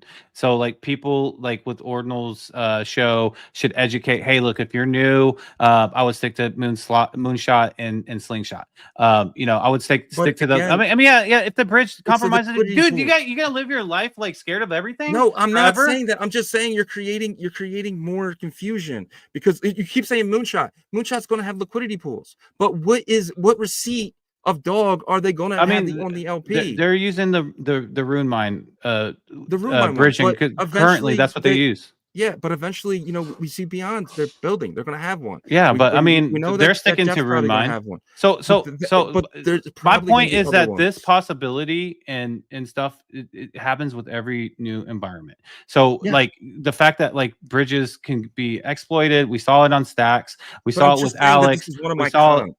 Yeah. And you're fighting me on my con. No, I'm not. I'm not saying that. I actually said it was one of my cons too. That's one of my cons. Well, but you didn't understand that they're all going to have different contract addresses. And no, I mean, I do understand they're all going to have different contract addresses, but I think like people that will spend more time in the space will realize which ones to go to, in my opinion. Yeah. Also, I agree. and then the shows like Ordinal Show should educate, hey, look, if you're new, probably stick to this or that one because they have really strong liquidity, or, they have a good reputation kind of situation. All right. For instance, Stargate starts one, right? Stargate wants to bring dog to all the EVM chains, right? And then you see something like all the other bridges. There's like 7 or 8 bridges, right? They all want to bring. That's going to be different contracts. Okay. So how many bridges are there right now? Probably like 6 or 7. Right now? Actually, for runes? Yeah. No, not for runes. I'm talking about for. Oh no, I'm talking about for runes. Yeah. So how many bridges do we know about? There's 2 bridges, Jeff and Rune's Mine. Okay. And there might be another one. Stacks has a bridge. And any chain that has runes on them right now has a bridge, or BRC. Okay, so right now that we know of, there's the Solana, there's the Merlin, and there's the Stacks. That's pretty much it. Everything else, like the Valhalla is a deposit. It's kind of like the ICP way of doing it, right? Yeah, but yeah. So and then we know that there's stuff that's coming with Near. By the way, I think that is a super solid solution from at least like a high level technical perspective, as they use 3 different fail-safe methods: MPC, hardware, which you actually the exploiter has to be there in the facility with the hardware, and then using sharding for key what is it called, getting the key to be able to sign the transactions, right? So there's 3 different things there. So stuff like that makes me more comfortable, confident in those approaches. You know what I mean? Like, okay, like there's 3 things like that. So there's got to be people that educate people on those kind of things. I'm just saying it's not going to be as easy as people think. No, I don't think so either. Right. So that's one of my cons. And then my other con, this is a big deal because this actually happened to me. So when I was using multi-bridge, I was on Phantom at the time. I brought over an Ethereum at the time, right? So now I had wrapped Ethereum on Phantom, right? Multi-bridge CEO got kidnapped or taken in, whatever people were saying, but he was the only person with the keys, right? So my Ethereum, my wrapped version of Ethereum, now that I had on Phantom, went to 0. I couldn't get it off. I couldn't do anything with it. It wasn't worth anything. Nobody was willing to give me anything for it.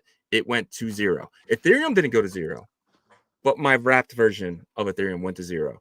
And, I'm not saying any of these bridges are going to get this situation, but we do know that they're all centralized. There is no way of doing it decentralized yet. until we get things like BitVM, until we get things like maybe Opcat. With they all have a point of failure of being centralized or centralization. I And mean, so, very minimized in certain situations, but yeah. well, if Jeff gets kidnapped, potentially, if his family's on the line, not saying it's going to happen, but he could do something. Same thing at Multibridge. Well, did, right? I don't think And then I don't think he manages one of the keys, but maybe Well, someone I'm just within the saying, team let's just say gets. they figure out two of them, right? There's a central point of failure that could happen, and it has happened, right? It's not Yeah. like it's something anomaly that I'm just making out of my head. We've seen this happen in the past. I right? mean, that could happen with any centralized exchange as well. Yeah, but it's different with centralized. People exchanges. put It's really people put like centralized to all where their that trust person can in get that. locked out. But that person can get locked out. You know what I mean? So it can happen. But then 100%. And but this is different. That's you just part of need the key. argument that I fucking hate. I hate that shit. People they'll be like, oh, I want to get on Binance. I want to get on this stuff. Oh, what? But then people are like, oh, well, let's kind of bridge the different. Yeah. They're like, no, that's are you kidding me? I'm not going to risk that. And I'm like, but you want dog on fucking Binance and which is worse. Even Coinbase, anything that's why would you want all this shit on centralized exchanges? You're cheering like a cheerleader, but you know what I mean? So to me, I don't understand that at all. I think it's ass backwards way of thinking.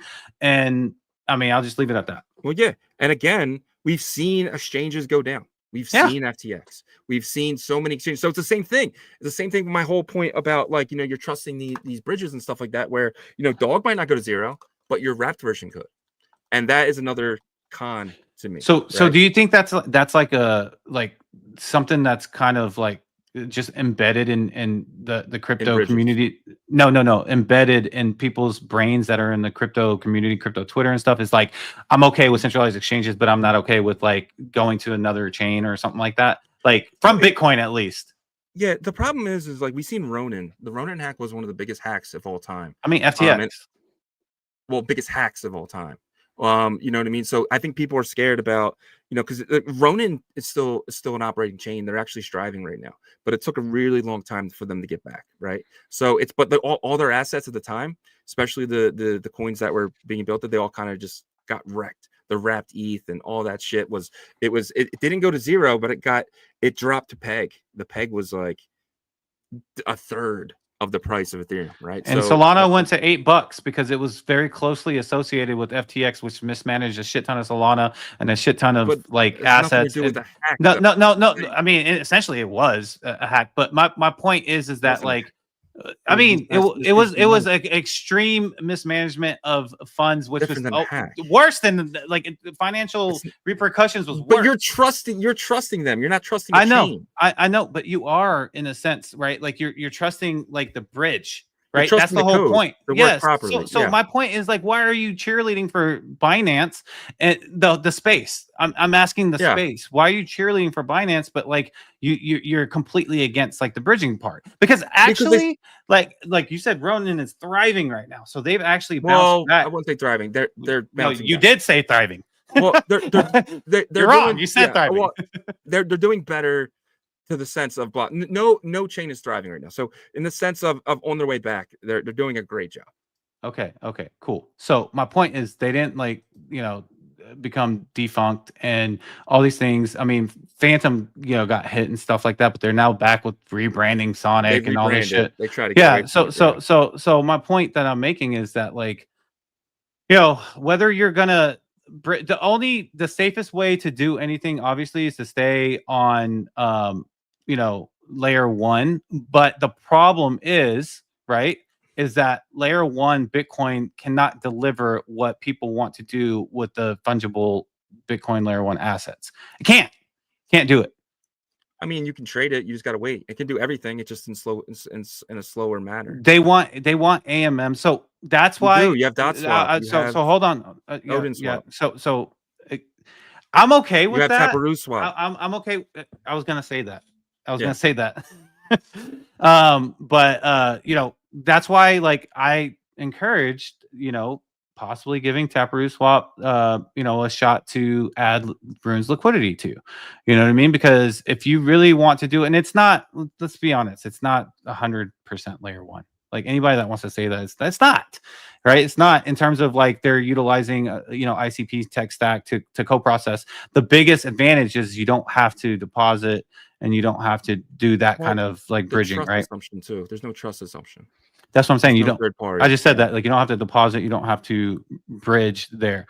And so with that being said, it might be, you're gonna have to wait to 10 minutes. I've swapped on Taproot Swap. I had to wait on a freaking 30-40 minute block for transaction number 1 of 3, but the other 2 came in pretty quick. But that's an option. The people with money though, in Bitcoin's ecosystem, if they're not incentivized, they're not going to give you a lot of attention, and that sucks. Straight up, that sucks. The biggest problem with runes is they're just memes. Like even if you do have them on Solana, it's not like you're putting it in like these DeFi liquidium.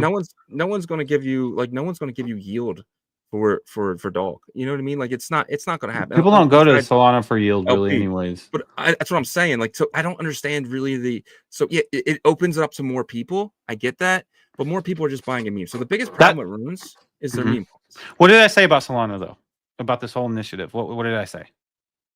But it's just too populated, right? There's too many. I mean, like, so I said it would be a mistake if that's what they put all their eggs into, right? And I 100% agree with, like, I will freaking die on the hill with that one.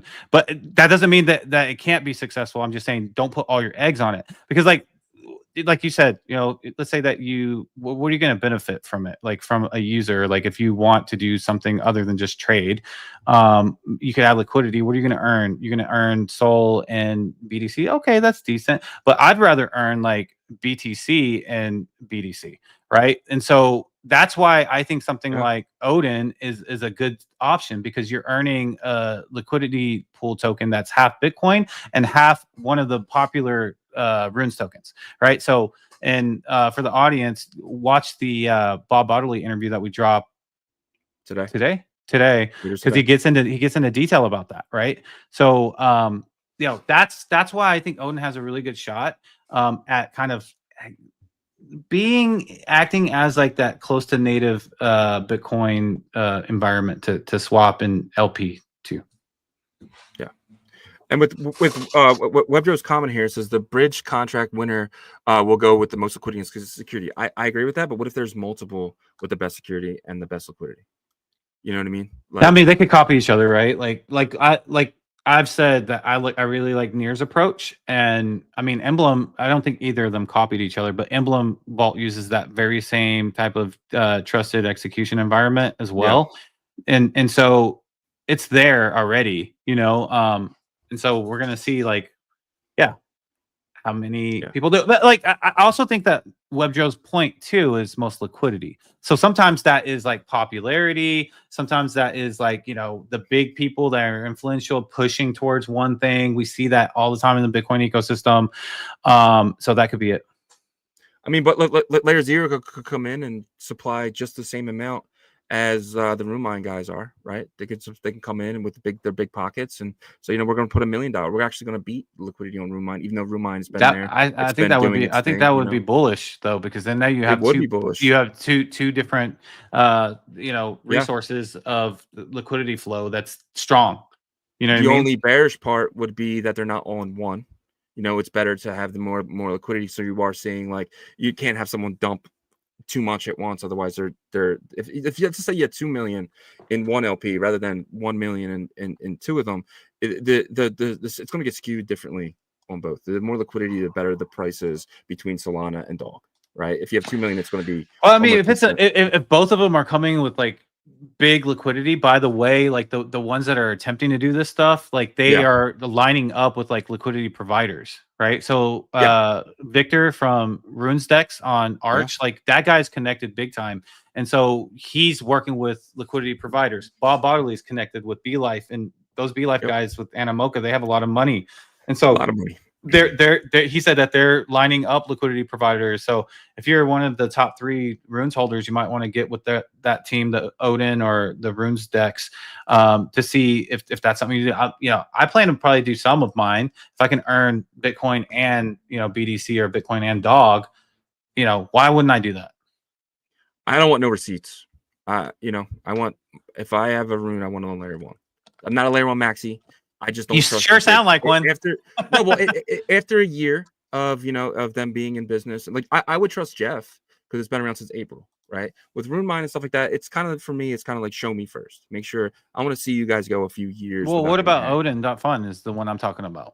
Odin.fun, I wouldn't BTC put like, and 10K a dog on there. Yeah.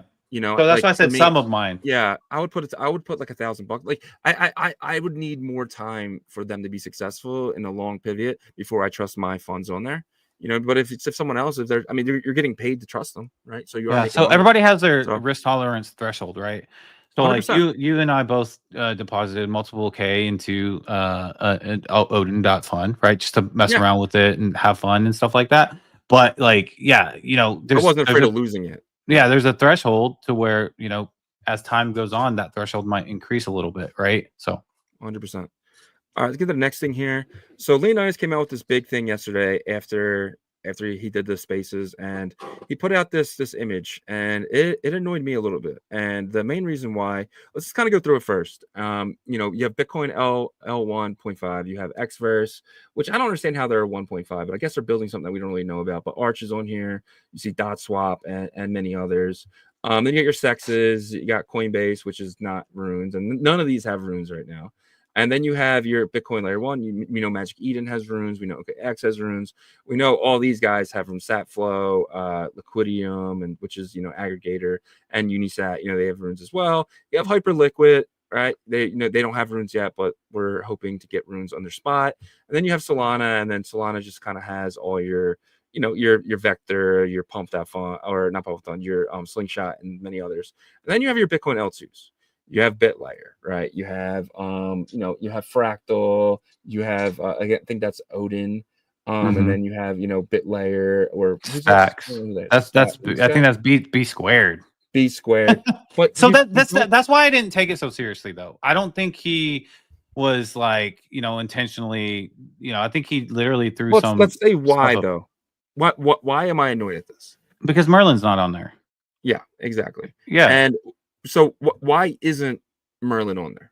Well, I think because I don't think he was very careful in creating this infographic, to be honest. Which to me, it shows that like he probably needs to dive a bit deeper into some stuff, which is fine because he has been really focused on just Bitcoin layer 1 and centralized exchanges as well. Like in my opinion, like there's no like B squared, no offense to them, but they have no reason being on there. You know what I mean? Bob, okay, they have the connection to Uniswap somehow. I don't know. I can't follow that trail. It's tough. Somehow they were doing like $20-30 million in volume on Uniswap, but when I go to Uniswap, I can't switch to Bob's network. So I'm like, what's going on? Is this like another like secret layer like XRP has that they have in the back end or something? You have Alex Labs there, which okay, Bitflow, cool. They actually have liquidity pools there. Stacks, that's fine. And then BitLayer, again, like I'm not sure why they're there. Probably something to do with Bitcoin Frontier Fund, maybe. But yeah. So I don't think this was a stab at Merlin, though. I'll give him the credit, benefit of the doubt for this kind of thing, because he said that he's creating another graphic. If it's not on that one, then he's intentionally like not on there. But all right, so I think Leonidas' push here is a little late. If Leonidas would have went back to, let's just say, June, July, August of last year and kind of started pushing the narrative of, of Dog on Merlin. Hey, guys, you guys can trade on Merlin. The bridge has been working for 6 months. There's been no hacks, nothing like that. It's been looking good. I think that Jeff would have helped Dog get onto Binance, right? Like, we do know that Jeff was one of the people who donated to the Runestone airdrop. We know that Jeff. Yeah, he was a part of the Dog airdrop. He helped push that forward, and then he airdropped all the people who had runestones on Merlin. he airdropped all them people dog, the dog that he received, the exact amount, nobody got screwed, and then he let people dump on him. He was one of the first people to add liquidity to Merlin Swap, so you could take his Bitcoin and give him dog, right? So, and that was in the very early days. Dog was like $150,000. Yeah, it was a great decision by him, but he didn't know that in the beginning. He didn't know. He was just getting dumped on, and he just let it happen, right? And he's one of the pioneers of bringing runes and BRC20s and ordinals to this EVM layer. It's really the only place right now where you can trade dog and in an EVM environment and ordinals and stuff like that. And for him, this was really disrespectful. And the last 6 months of not really pushing the Merlin narrative, especially here to the West, because we do know that is being traded in East and they do millions of dollars in volume each day, but not pushing it ever it's very disrespectful. Like, not only not missing him here, but also just not even. And all of a sudden, it's an epiphany. Boom! We need to trade this in different environments. But Merlin's been doing that for a long time, and all he had to do was kind of look into it a little bit. So, yeah. So, I think if he would have pushed other areas where you could get it, then I would say okay. But I think in general, the mindset should have been 6 months ago. In general, just the open-mindedness of saying, we can have the strategy of making the buy button easy for everybody. 6 months ago, I think that's when it should have happened, in my opinion. But that was delayed. And now it's just, I think he's learning about where it could be. Honestly, I think Casey didn't know about Fluid, bro. He didn't know that Fluid wasn't, you could swap runes, So my thing is, a lot of times these guys are like the L1 kind of focused people that have a lot of influence. They don't know what's out there. Maybe I'm naive, but I truly think that's the case. And this is now they're researching where everything is. That's kind of one of the reasons why I posted that breakdown of where you can trade runes today, and then where it's coming in the future. Because people need to know that. But yeah, so I will say this though. There's people that have built products that are close to the inner circle of the Bitcoin Ordinals and Runes ecosystem, that when I go to an event, they're drinking with them, they're hanging out with them, they're close with them, and they delivered on a swap an AMM product. I'm talking about Nakib, right? Yeah. And got completely ignored, right? And they're supposed to be friends too, right? So yeah, let's say you shouldn't give someone extra whatever attention because they're your friend, whatever. But they were around enough to talk about, hey, this is coming, this is coming, this is coming. And then all of a sudden, the what was it? It was actually called Odin Swap, I think, right? Wasn't that what it's called? Yep. And it got no attention, and then that was a couple months ago, and so it started kind of fading off because it's not getting liquidity, it's not getting volume, and then now they're the same people that he was hanging out with and talking about the future of building on Bitcoin's ecosystem and stuff. Now they're okay with it, and now they're talking about all these other locations. So I think that that was a slap in the face and to him, honestly, and that was not cool. I don't think so, because Nakib has done a lot for the space. But I also think that there's probably other products out there that they don't pay attention to. Whether if they don't pay attention to their friends thing, imagine what they don't pay attention to that's not their friends. You know what I mean? And so I think that needs to change, and it has to now with this new initiative. It feels intentional. It feels like a West versus East thing. It does. The fact that they're not ignoring Solana builders. Hey, he's telling you, hey, go put liquidity on Solana, but he didn't tell you one time the last 11 months to put liquidity on Merlin, to put liquidity on Odin Swap. Not one time. But now he wants you to provide liquidity every chain. We need push buttons everywhere. When we had them already, and you didn't give a shit. And if that's naive or that's thing, then maybe then we put this guy on a pedestal that he shouldn't be on. Right, because knowing it's in your backyard, but then wanting it to be in every part of the city, it just shows you it doesn't make sense, or it was intentional because he doesn't like East builders. So I don't think he doesn't. It's not for him specifically, and I don't know him that well, but I would I'm probably assuming too much here, but his game plan changed. Like the game plan of the community changed, right? Based off of the past couple of days. So, when something like this happens, I think that it's like brewing in their minds for a couple weeks, maybe. I don't think it's been brewing in his mind for like a couple months, but like to where he's like, okay, this could be like the pivot of like where we can get more adoption for runes. And at that point, I think is whenever like I start to judge that situation once he changes his mindset. Because before, I think he has like people like that had the tunnel vision of like, what are we doing here on the native layer? But once they switch that mindset, so like I can't tell if he's been thinking about it for 2 weeks or 2 months. Only thing I have facts and proof on is that he's been thinking about it at least from yesterday, because that's whenever he made the announcement, right? So starting from yesterday on is where I'll start to judge that and be like, okay, now that he's intentionally like leaving out like these different products and protocols. Yeah, 100%. And like, but yesterday he had that long spaces and he was saying add liquidity. Not one time did he say Maryland. Yeah, because maybe he just doesn't know what's on there. I just don't think that. I don't think that he's that stupid. Like, I think he's a very intelligent person. He knows what's going on in the space, and I'm giving him the benefit of the doubt that he's not stupid, right? Everything he does is intentional, in my opinion. I could be completely wrong, and I would love to have him on to tell me I'm wrong. But I just think that not mentioning Maryland was so disrespectful, but he has time to fix it. If he can come out this week and say, "Hey, we have $400,000 on or $600,000 on Maryland," and you guys can go actually check that. If you go to merlinswap.org.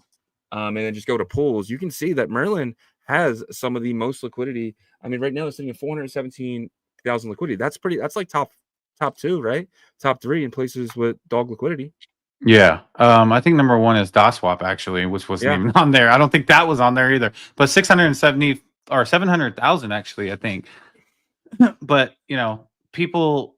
So maybe we should do like a weekly kind of education of where you can get these assets, so people are informed and educated on, okay, this is where they're traded right now, and this is where people can get them and all that stuff. So yeah, man. Well, let's jump right into your tweet here, because you had a pretty good a thread here if you want to kind of break it down for everybody.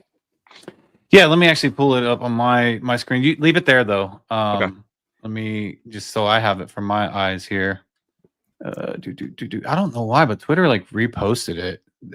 So it kind of messed things up. Okay, so basically, I won't get into the first part because it just basically says, what I think about like the current status of the limitations of Bitcoin being creating fungibles on layer one, and then being serviced in different environments outside. By the way, I'm still very open-minded and optimistic in some ways of having a native, as much native as possible option for runes on that 1.5 or eventually 1 layer. So, all right. So the first thing I did was I went over the layer 1.5 trusted execution environment, AMM environments. So this is what you can get now. Right now, you can people can, once TAP protocol, so they have an AMM for the TAP standard, and they announced that they're going to start supporting runes. So once that happens, I believe that like people can start adding liquidity. I think that would be a really cool option because you can see what it looks like in the probably the most native current protocol there. So you can do that at TAP protocol, and I would probably just follow them and turn notifications on. I hope that they can deliver the runes part quicker, but we'll see. And then after that, I go to directly to the future part. Well, hold on. No, sorry. You got to click on the show more on the top right there. Oh, right there. Gotcha. Yeah. So that's the second area that you can actually do this on right now is Odin Fun, which is odin.fun. Bob Bodley, they use ICP tech stack to be able to do this. And right now you can do new runes with this pump style, but they have a swap, which you can add liquidity pool, and you'll earn the token, the runes token, and Bitcoin, and you'll earn based on the swaps, the fees that you get, right? So that's a really positive in my opinion. And they announced that Dog is coming very soon. And he kind of hinted that, the top 3 to 5 are going to be there. I think that's going to be huge because I really like the UI and stuff for that. All right, so if you scroll down, it says the 1.5 layer TEE No, scroll up a little bit. There it is. Future and show more. Go to the show more link right there. Okay, so this one right here, the first one is Arch Network. That is supposed to be rolling out very, and then they say at the end of Q1, but I'll say beginning of Q2 probably. You're going to have Saturn, which is a DEX. And so this is going to be kind of that 1.52 because the way that they're going to allow you to do that is so they roll up transactions and send it to Bitcoin to be finalized. But the builders are going to be able to select if they want to be more native Bitcoin or less native Bitcoin. And obviously more native Bitcoin, you're going to have to wait more on like the blocks. Less native, you don't have to wait on the blocks as much. You're more just only operating in the Arch Network system. But they have Saturn decks, and then they have runes decks. And both of these are going to have LPs for the top runes. We already seen some of them. And then you have Bitflow, which it started on Stacks. And then it also is going to be like an aggregator swap. So that's going to be on Arch Network as well. Yep. And so then below that, Mind Labs is working with Near Protocol to be able to use their kind of trust minimized way of depositing and trading runes as well. So they're going to have something. They're going to also have their pump version called Rune Shot coming as well. And then below that is Alkynes. So Alkynes is actually from the Oil team, Oil Wallet. Theirs is more of a meta protocol. Actually, I'm finding this out. But they're doing something pretty cool. So they're actually rolling, they're tagging like runes IDs for each rune into like smart contracts. So people that might be like have scalable layers can utilize, their meta protocol. And so that's going to be pretty cool. They're also utilizing WASM, which is WebAssembly, and it's a mixture of like multiple different coding languages, JavaScript. I think they're doing Rust as well, like just multiple different coding languages for their solution. So that's coming as well. So this is future. I would say probably 3 to 6 months is something to expect for these three. And then if you scroll down, we get into the other layer ones or layer 2 AMM environments. And if you click show more under right there again, start off with Merlin chain. We already went there. Right now they have a dog pool. Shizzy showed it. There's a link there. It has about $420,000 in liquidity. You can trade right away. The price is very close to the current floor price, a little bit higher, a little bit less probably. And then below that, you have Stacks that provides, a layer 2 experience there with Bitflow. Bitflow is the one that has the liquidity. There's not a ton of liquidity there.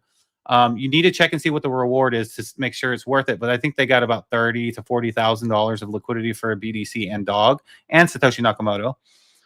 But Bitflow is also building for Arch as well. So they're aggregating for Stacks and they're aggregating for Arch.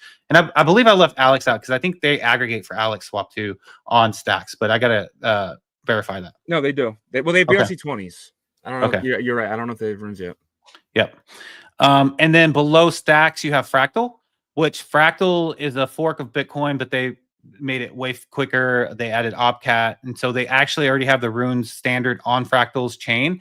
So this should be a pretty easy implementation in terms of bridging, runes over the top runes. Now, where they have an issue is the AMM side. So they don't have an AMM that's created on Fractal yet. I wouldn't think it would be too difficult with. I mean, like they have Opcat there, so we'll see what they can do with Opcat. But they're, I think, still trying to figure out what their main coding language is, unless they've decided it's S script. But yeah, so Fractal is one that's coming, or that's here in terms of ready for the standard now. And then you have layer 1 in Solana. And Mind Labs actually is the bridge, which is Rune Mines. You can bridge from Bitcoin layer 1 to Solana. They use an MPC method right now because that's all that's available. But BDC and pups are already there on Jupiter Exchange with the most liquidity. BDC, I think, has like 356,000 or something like that. And then pups has like 600,000. So liquidity is pretty decent there. I dropped the links in that as well. And then Dog should be right around the corner for that. And then below that, you have onboarding apps that utilize Solana, which is Slingshot, Moonshot, and Vector as well. So those three. And they utilize those contracts that are on Jupiter, I believe. Amen. All right. And then the last part, if you go down to the bottom, it says L1 and other L2s for future. If you click on show more. So we have Cardano. that has Charles Hawkinson already announced that like he has something big to present during Bitcoin 2025, and he's reached out to Fluid to help with this, obviously, right? And then Maestro is from Cardano, so they're also gonna most likely be involved in some way, maybe not, I'm not sure. So Cardano is gonna be a part of like this other L1 that's gonna support probably runes coming in the future. Near Protocol, we already talked about them with Mind Labs, but they also have 3 other applications too that they mentioned. Go watch our episode with Kendall, talk about that. And then the last 2 parts are other Bitcoin L2s. You have like BitLayer. I think they posted about coming out, and then also Bob saying that adding dog to Uniswap. And then the last one is Hyperliquid, which I'm really bullish about. Hyperliquid has a lot of volume, and so if we can add runes there, that would be huge. I might have missed some. If I have, just add some in the comments there. But yeah, so I think that's a pretty extensive breakdown. I don't know. Yeah, that was fucking amazing. That was great. Yeah, great job with that. So you really broke down. I mean, I'm thinking in my head, trying to think about where you could have missed. And just I don't know if you mentioned Dot Swap and Odin Swap, but that's like the only 2 places that I would say that possibly was missed. But Yep. I'll add those in the comment section. Yeah, so I did miss those. Dot Swap, actually, to be honest, they have one of the higher liquidity available. So yeah, they are currently centralized, but and I think in Arch, I don't know if I mentioned, but the Arch section should have runes decks as well. Runes decks and Dot Swap are the same right now, so they are a centralized approach. There's no kind of going around that, but RunesDex is utilizing Arch network to decentralize that, at least remove themselves away from like a more centralized approach and having like this trust minimized approach, right? And I think Dot Swap's probably working on that with one of these solutions as well. 100%. We should actually reach out to Nakib and kind of get him back on the show, kind of see what Odin Swap has cooking and stuff like that. So we should definitely give him some time here as well. But I noticed here, and nothing to do with the show, but we're not on the side here. Ordinal Revolution. I see us compressed. I see it. I see us. Well, not on yours, on mine. Oh, why is it being compressed? Just refresh it. Sometimes you just gotta refresh it. Gotcha. All right, cool. Just making sure.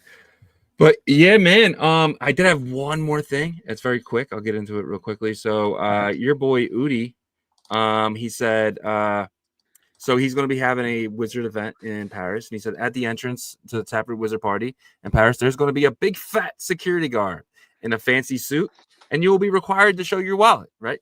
Nothing new there, right? Nothing normal. If you have a cat or a wizard, you can get in.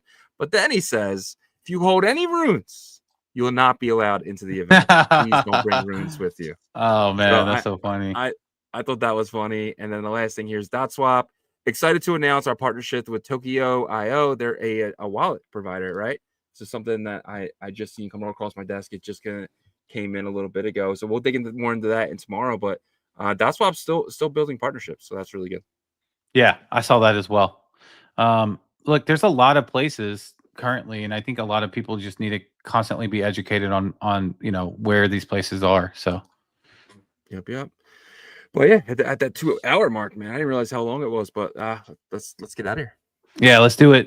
We appreciate all you guys. We love y'all. Y'all definitely are the reason why we're here each and every day. So we thank you guys so much. We're not perfect. We're gonna make mistakes and stuff. So, but you guys still hanging with us. But if you could check out our partners, we'd greatly appreciate that. Emblem Vault is going to be the interoperability tool for Bitcoin Layer 1 assets, more specifically Ordinals. You're going to be able to jump your Puppet, your Node Monks to Bitcoin Layer 2 Merlin, to base chain, to abstract, to multiple different chains. They use that like same approach that Near Protocol uses as well. So except for even a step further, I would say, because they only send your keys locked in the vault. So that is how it works. Cool. So they also have an AI product, an AI agent wallet for Bitcoin, to where you can actually communicate with it to vault up your ordinals and then jump them, or to make Bitcoin transactions. That's going to be coming out very soon. And don't forget about their Emblem Vault founder keys that's traded in a ERC 721 on OpenSea right now. But during their TGE for their Runes TGE, September 17th, I believe, you're going to be able to unlock the runes and have those on Bitcoin Layer 1. So it's going to be really exciting. You can learn more at emblem.vision. And then BetBTC is the predictions marketplace for the Bitcoin ecosystem. All you need is some Bitcoin, an Xverse wallet, and 6 blocks, and you can start placing bets right away.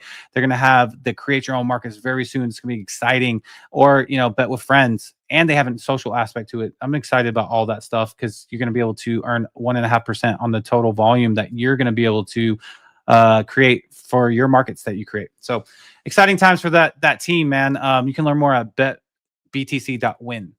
And BitPerp is the perps and leverage DEX of the Bitcoin ecosystem. They are, preparing for a big launch very soon on a Bitcoin Layer 2, as well as their paper trading competition. I know we've been talking about that. They're just getting things ready, guys. You can learn more at bitperp.io. Exciting times for them. You're going to be able to trade synthetic Bitcoin fungible tokens, as well as tokens that are popular from outside the Bitcoin ecosystem, like Trump token or Melania or Dog with Hat, whatever you want. Jail stool. I guess that's the latest Solana token there. But yeah, you can learn more at bitperp.io. And Fluid tokens. We talked about them earlier. They're just crushing it, guys. Amazing devs that started on Cardano and started building on Bitcoin once they realized that people were building out the ecosystem.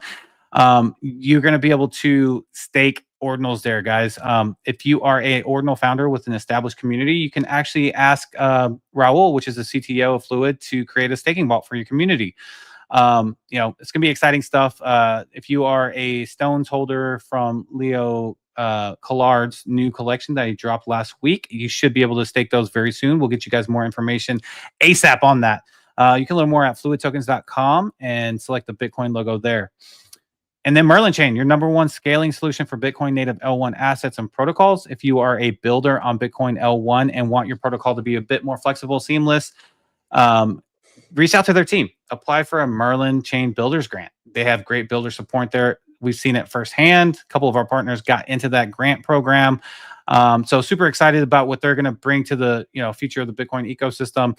You can learn more at merlinchain.io. And don't forget about our integrated partners. Foxy, building the metaverse on Bitcoin called the Bitverse, and the first-person shooter game, which we'll be streaming here in the next, I would say, 2 hours.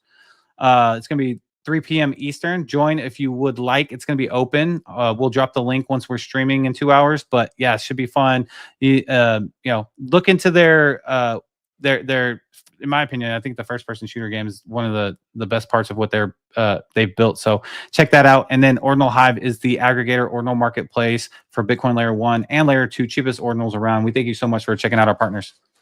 Yep. Great job as always, man. And if you guys wouldn't mind checking out ordinalrevolution.com, we should actually make that Twitter post article. That would probably be really helpful. I know KaiFX says that's a great breakdown. I think a spreadsheet with the links and stuff. We could probably have all that in like one of these, right? Yep. Awesome.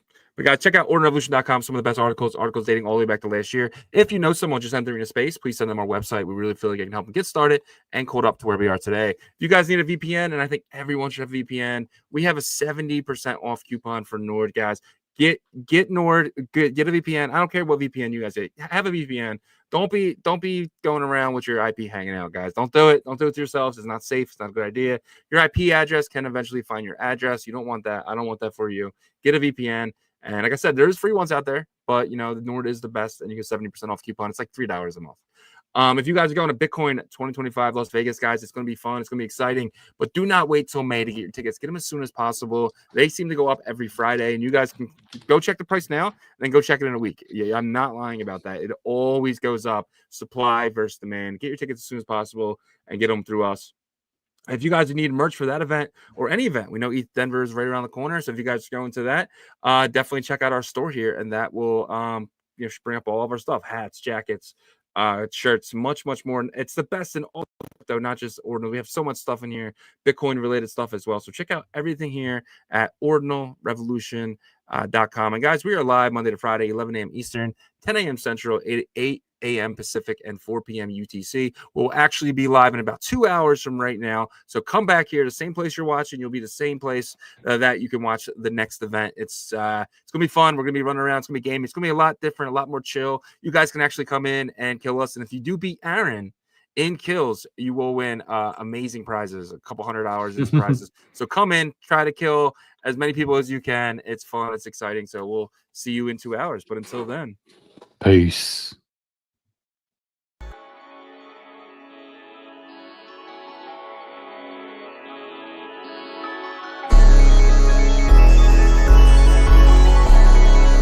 We OG, we OG, oh no, G.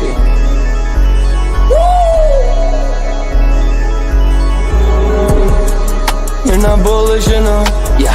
Oh no, you're not bullish enough. You ain't got the oh no. I get stoned by the bolo. Bitcoin set to overload, yeah. Experts on reload, yeah. You're not bullish enough, yeah. Oh no, you're not bullish enough. You ain't got the oh no. I get stoned by the bolo. Bitcoin set to overload. Experts on reload. Mempool getting hot. Everybody wanna rock, ayy. Rooms is coming, everybody on a knot, ayy. It's a nuisance, Ordinal Revolution, ayy. Ordinal Revolution. Yo, is my guy for real, bro? Got friends right now. Yo, BRC 420, bro. Yo, that shit on fire, bro. Imagine if he in here. Yeah, like it in the seal. Murder. I got balls of steel. Nuki on the field. Yeah, this shit for real. With no calls, I get so far. Got 100 phone calls that I go hard, and they gon' love me. Smoke weed, huddle back. I get shiesty. Where my